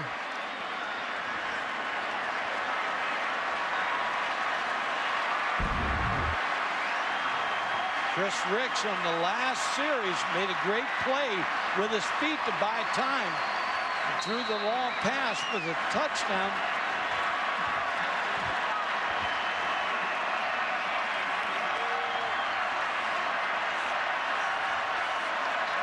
.445 left in the ball game. Florida State right back in there.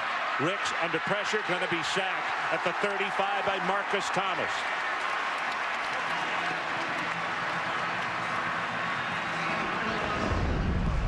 Here's the last drive, Ron, when Chris Ricks really made this play happen. Scrambled, bought time, tried to run, now stops, gets set back up, and heaves the ball downfield for Stovall for the touchdown.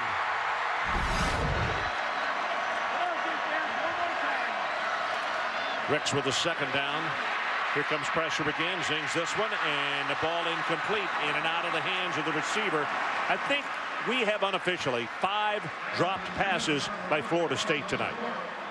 Early in the game, we had a bunch, Yeah. 3, that would have set up Wyatt Sexton for a better outing. First downs were missed. Ball They had great field position on the first drive, a couple drops. Third down. They're going to take it all the way down to the 14-yard line. Here comes a blitz off the corner, top of the screen, pressure there. Stops, delivers toward the end zone, got a man down there, and it is knocked away at the last moment on a terrific defensive play by D. Webb. Demetrius Webb, the sophomore out of Jacksonville, ran a long way to get to the football. And Ricks almost had another one, but D. Webb really sprints to knock the ball away from Dominic Robinson.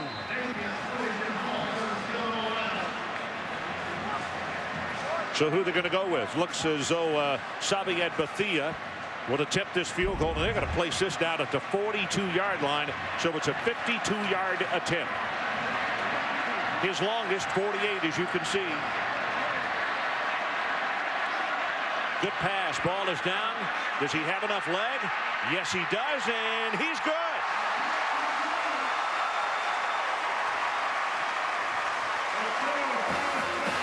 That is a new career long. His longest was in the Gator Bowl 2002 with a 50-yard boot. Now that one, 52, and the mistake by Baker cost them that quickly. They burned what? Almost a minute off, and that's it. Field position, now you're one score away. Onside kick or kick the ball deep. You got 3 timeouts either way now. Do you onside kick, Mike, or do you do that pooch job? I think you do onside kick, but you got enough time if you choose to kick the ball deep for your defense to stop Florida. But the way Faison is running, I don't know that you don't.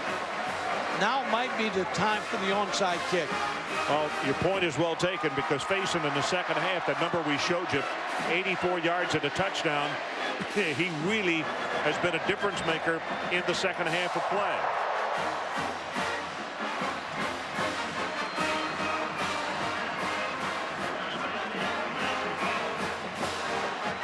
Well, here are the BCS standings brought to you by Allstate. And here they are right here. SC, Oklahoma, Auburn. Also, Cal won today. Texas Idle, a win by Utah, lost by Michigan. Florida State, jury's still out on this one, and a win by Boise and also by Louisville. Cal with a big win. Auburn with a big win over their arch rival.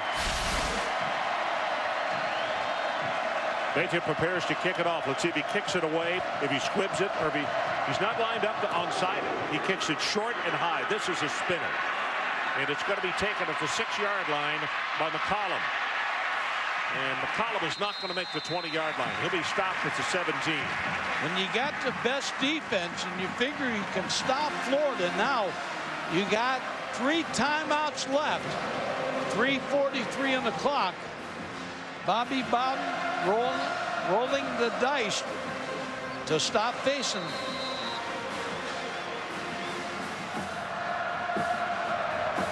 Mike, do you also gamble? Do you put about 8, 9 in the box and say, you know, we're gonna take that chance, particularly here on first down? Or do you play it? Looks like they're playing it straight away. Linebackers at normal depth, but here comes the safety on the blitz, and they also send a linebacker.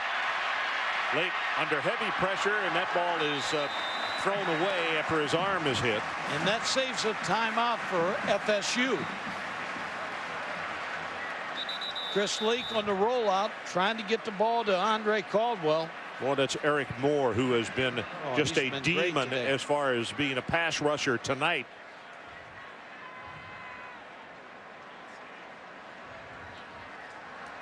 Look at Ron Zook. He's saying, how can 3 minutes and 36 seconds take so long?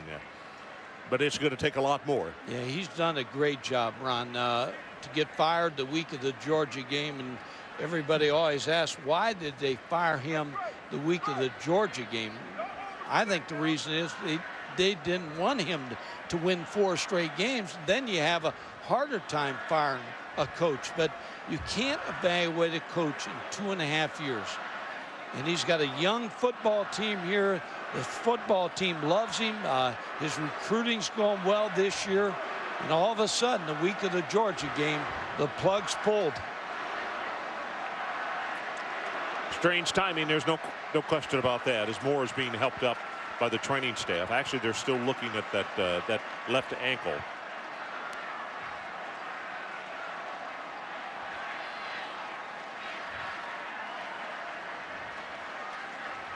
Sports Center coming up next immediately following our ball game, and that is 3 minutes and 36 seconds from now. And you see Eric is up, hobbling, but is coming off the field under his own power, which is always good to see. I think you'll see a run here with Faison. I would figure trying to force Florida State to call a timeout. Leak under center this time. Takes the snap, gives it to Faison right up the middle, has 5, has 8 and 9. He's going to be very close to the first down. You can see where the yellow line is, and it depends on where they're going to spot him down. They'll give him a spot just across the 25, around the 26. He's still got about 1.5 yards to pick it up. You talked about gambling. Now's the time for Mickey Andrews to gamble. If you're going to bring them all up, blitz, trying to stop Faison. O.J. Small comes into the ball game at wide receiver, bringing the play. He is at the bottom of the screen, joining another wide receiver who appears to be Chad Jackson. And they give it to Faison right up the middle, hurdles him in, and I believe he has the first down. From where that line judge is coming in, you see his left foot. Well, I don't know. From where the left foot was finally placed down, I'll tell you what, he may miss this just by inches. Let's see with the yellow line. No, didn't make it. Nope. Now let's see with the spot, and here comes the chain in from across the way. Yeah, but he's going to miss it just as we suggested, by inches. And you got to punt the football. Eric Wilbur, who's been a very good weapon for this Gator football team. You got to get the first down here first. Florida State now taking the timeout. Third down. So 2:38 showing on the clock. The last time the Gators won in Tallahassee was back in 1986. Octavius Gould ran it in from 5 yards out to put Florida up by 7, but the Noles took the lead at the half. And the game remembered as the rain poured down in the second half. Kerwin Bell to Ricky DeTeal in the touchdown pass. Gators went up 17-13. And then Bowden's Noles turned the ball over on downs. Galen Hall became the last Florida coach to win at Doak Campbell Stadium, which is now Bobby Bowden Field at Doak Campbell Stadium. Fourth down. You have to punt the football. Wilbur, you know Florida State's going to come after the ball. They're going to come after the punt.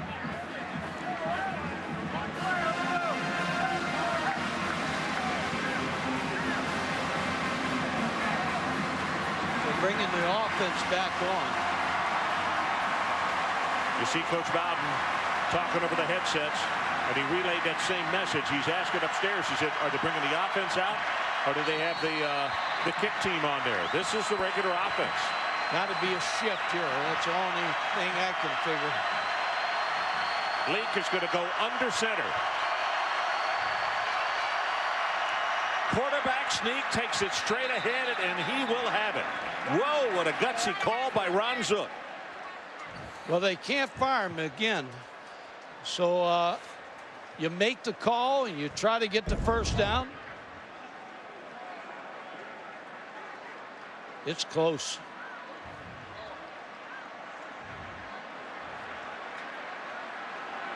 All depends on the spot. Florida thinks they made it. Florida thinks they made it. You're right. And you see that official making sure nobody touches or moves the football. Here they stretch it out. And it is 1st and 10. When your job security is the 3 minutes to go, you can make that call. And Ron Zook, gutsy call. And you got to feel that he's thinking, hey, I could just have had this football team for another year, a lot could have happened.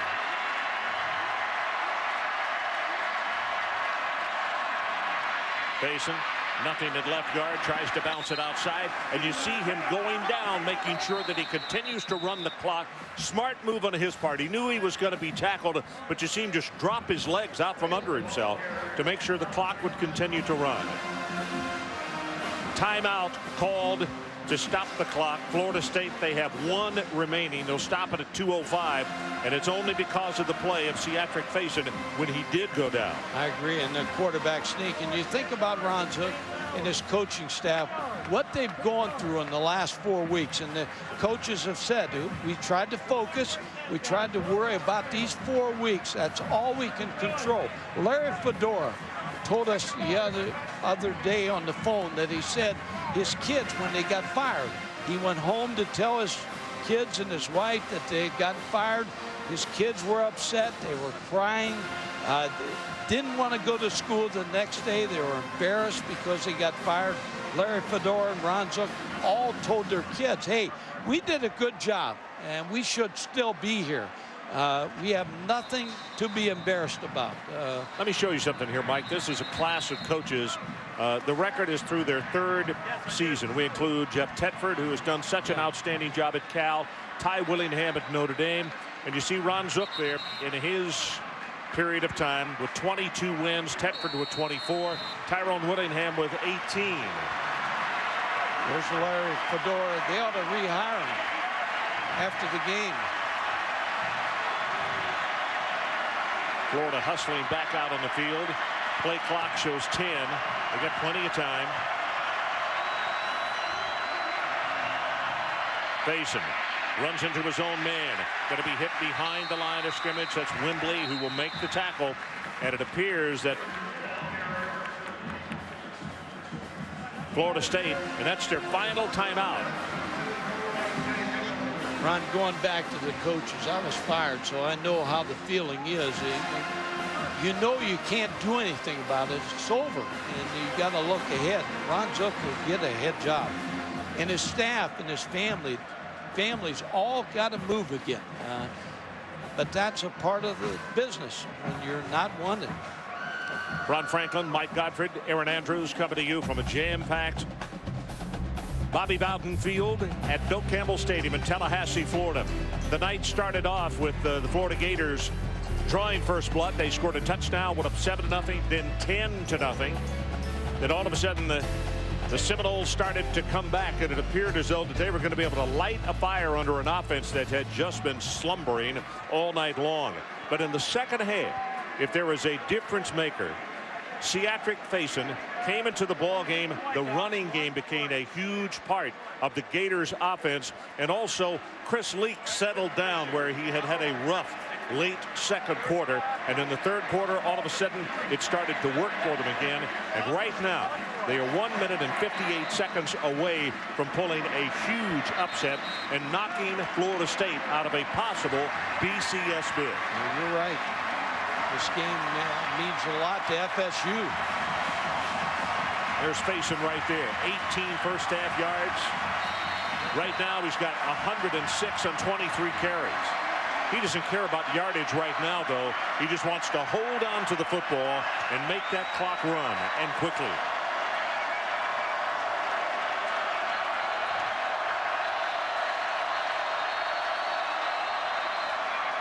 Florida wants to talk this play over. Timeout, Florida.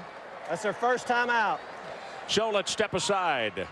1:58 left in our ball game. Florida 20-13. Don't want any hanging chad now. So we are back, and the emotions really beginning to be sky high now as the Florida Gator fans realize that they're just under 2 minutes away from pulling off a gigantic win here in Tallahassee. And for the Florida State faithful, they're looking for another miracle. It's happened before. Can they make it happen now? Running play, they gambled, and Faison hit behind the line of scrimmage. Going to lose yardage on the play. Charles Howard is the guy who got penetration, number 59, the big senior out of Lake Butler, Florida. You know this. The punt block is coming here. The rush of Florida State to try to get Eric Wilbur, who's been great tonight, kicking the football. Florida going to run this clock down. Well, let's see. They have got 7 seconds on the play clock. Down to 3, down to 2. High pass, and they get the kick away in a good driving spiral all the way back to the 29-yard line. 35 at the 40, and Florida State will take it over with great field position. 51 yards in the kick and 16 on the return, and Reed has got them in a great spot. They got to have a touchdown, but they're only 55 yards away, and they got 63 seconds showing on the scoreboard. And Chris Ricks is a guy that's been hot tonight. 6 out of 9. Nobody has left this stadium. I mean, everybody, whether they're wearing the colors of Florida or Florida State. We've got 63 seconds left. It is 20-13. Ricks from the shotgun. Quick pass, tipped at the line of scrimmage. It'll go incomplete, and it will be second down. Tipped by Seiler. Brandon Seiler, for a freshman, has come in and has really done an outstanding job. Really has. Channing Crowder, you talked about it. He's absent tonight. A great linebacker. Seiler has stepped in here and hasn't missed a beat. 59 on the clock.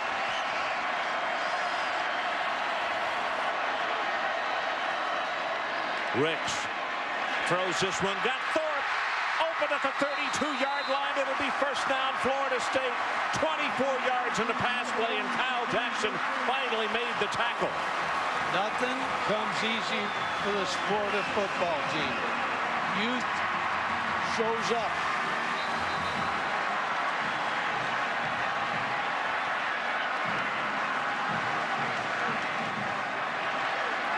That only took 6 seconds. 53 on the clock. They're about to whistle it back in. The umpire will cover the football until Steve Shaw says we are set, and they do. 50 seconds down to 49. Here comes pressure right up the middle. They throw the screen. Got it complete. Booker gets by one tackler trying to get out of bounds, and he will at the 26-yard line.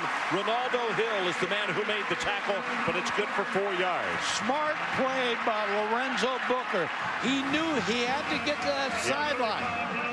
Even though he only picks up 4 yards, he stopped the clock. Because Florida State with no timeouts remaining. So it is second down. The line to make is the 21 of Florida to pick up the first down.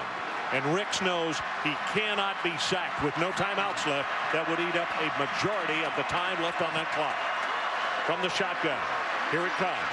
Near sideline, which is the open side of the field. It's Stark, and he falls down intentionally. It does not go out of bounds. Couldn't get out of bounds, Ron. He fell down. First down stops the clock. It is stopped right now at 32 seconds. And as soon as they uncover it, the clock will start running again. It'll go from the ready. And there it is there. 31 seconds. Down to 30, and he'll down the football on first down and stop the clock at 28.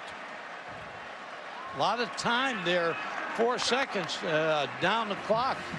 Down the football and stop the clock. Bobby Bowden talked to you about Chris Ricks. Said he will play. Ron Zook, I talked to him. He said, I know I'm going to see Chris Ricks. And what he wants to see right now is not only to see Chris Ricks. Zeros. He wants to see him celebrating. They are 18 yards away with 20 seconds showing on the clock. Pressure coming up the middle. Ricks scrambles to the sideline. Now stops, throws for the end zone, and simply throws it away. 20 seconds showing on the clock. Chris Ricks again sprinting to the right. Wisely throws the ball away. Cedric Payson cannot watch this football game. Well, there are several players on the Florida sideline that are either looking at the ground or put towels over their head. They simply didn't want to see what happened. They want to gauge from the crowd. 20 seconds left in the ball game. Florida on top 20-13. Here's third down. Ricks deep in the pocket, throws for the end zone. Thorpe is there, and he turns himself around and couldn't get back to the football. He was there, but he turned the wrong direction, and now we have 14 seconds left, and it will be fourth down. Florida State wanted a call there. Grafonzo Thorpe just couldn't pick up the football. Crowd is wanting desperately to think that there was pass interference. There was none. It was Thorpe who got himself so turned around. And Crowder, by the way, had come into ball game to help cover on that play, number 55. Fourth down. Here is your ball game right here, unless they can pick up the first. There's Thorpe. Ricks sets deep in the pocket. Pressure. Ball is intercepted by Florida at the 10-yard line.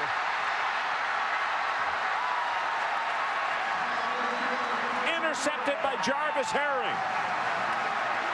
And again, how many times have we said tonight, Marcus Thomas with pressure coming up the middle, and he did it again. Ron Zook in his final ball game at Gainesville, or as far as the head coach at Gainesville, is going to go away with a victory here in Tallahassee. We have 8 seconds showing on the clock, and Bobby Bowden knows what has just gone by the boards. An opportunity to represent the ACC as a BCS team. And man, all of a sudden, the Florida Gators, and they're starting to ride for Ron Zook right now, and we still got 8 seconds showing on the clock. He'll take a knee, and that will do it. The Florida Gators with an improbable, huge upset here in Tallahassee, Florida. Let's go through what happened in that final sequence, Mike. Herring with a big interception on Chris Ricks. Under pressure, you talked about Thomas. Ron Zook, no better feeling for him last game to win here at FSU.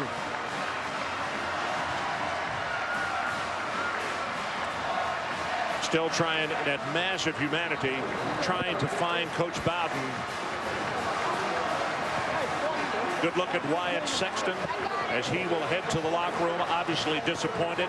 His ball club featured our favorite in the ball game. Let's go down to the sideline, and here is Aaron Andrews.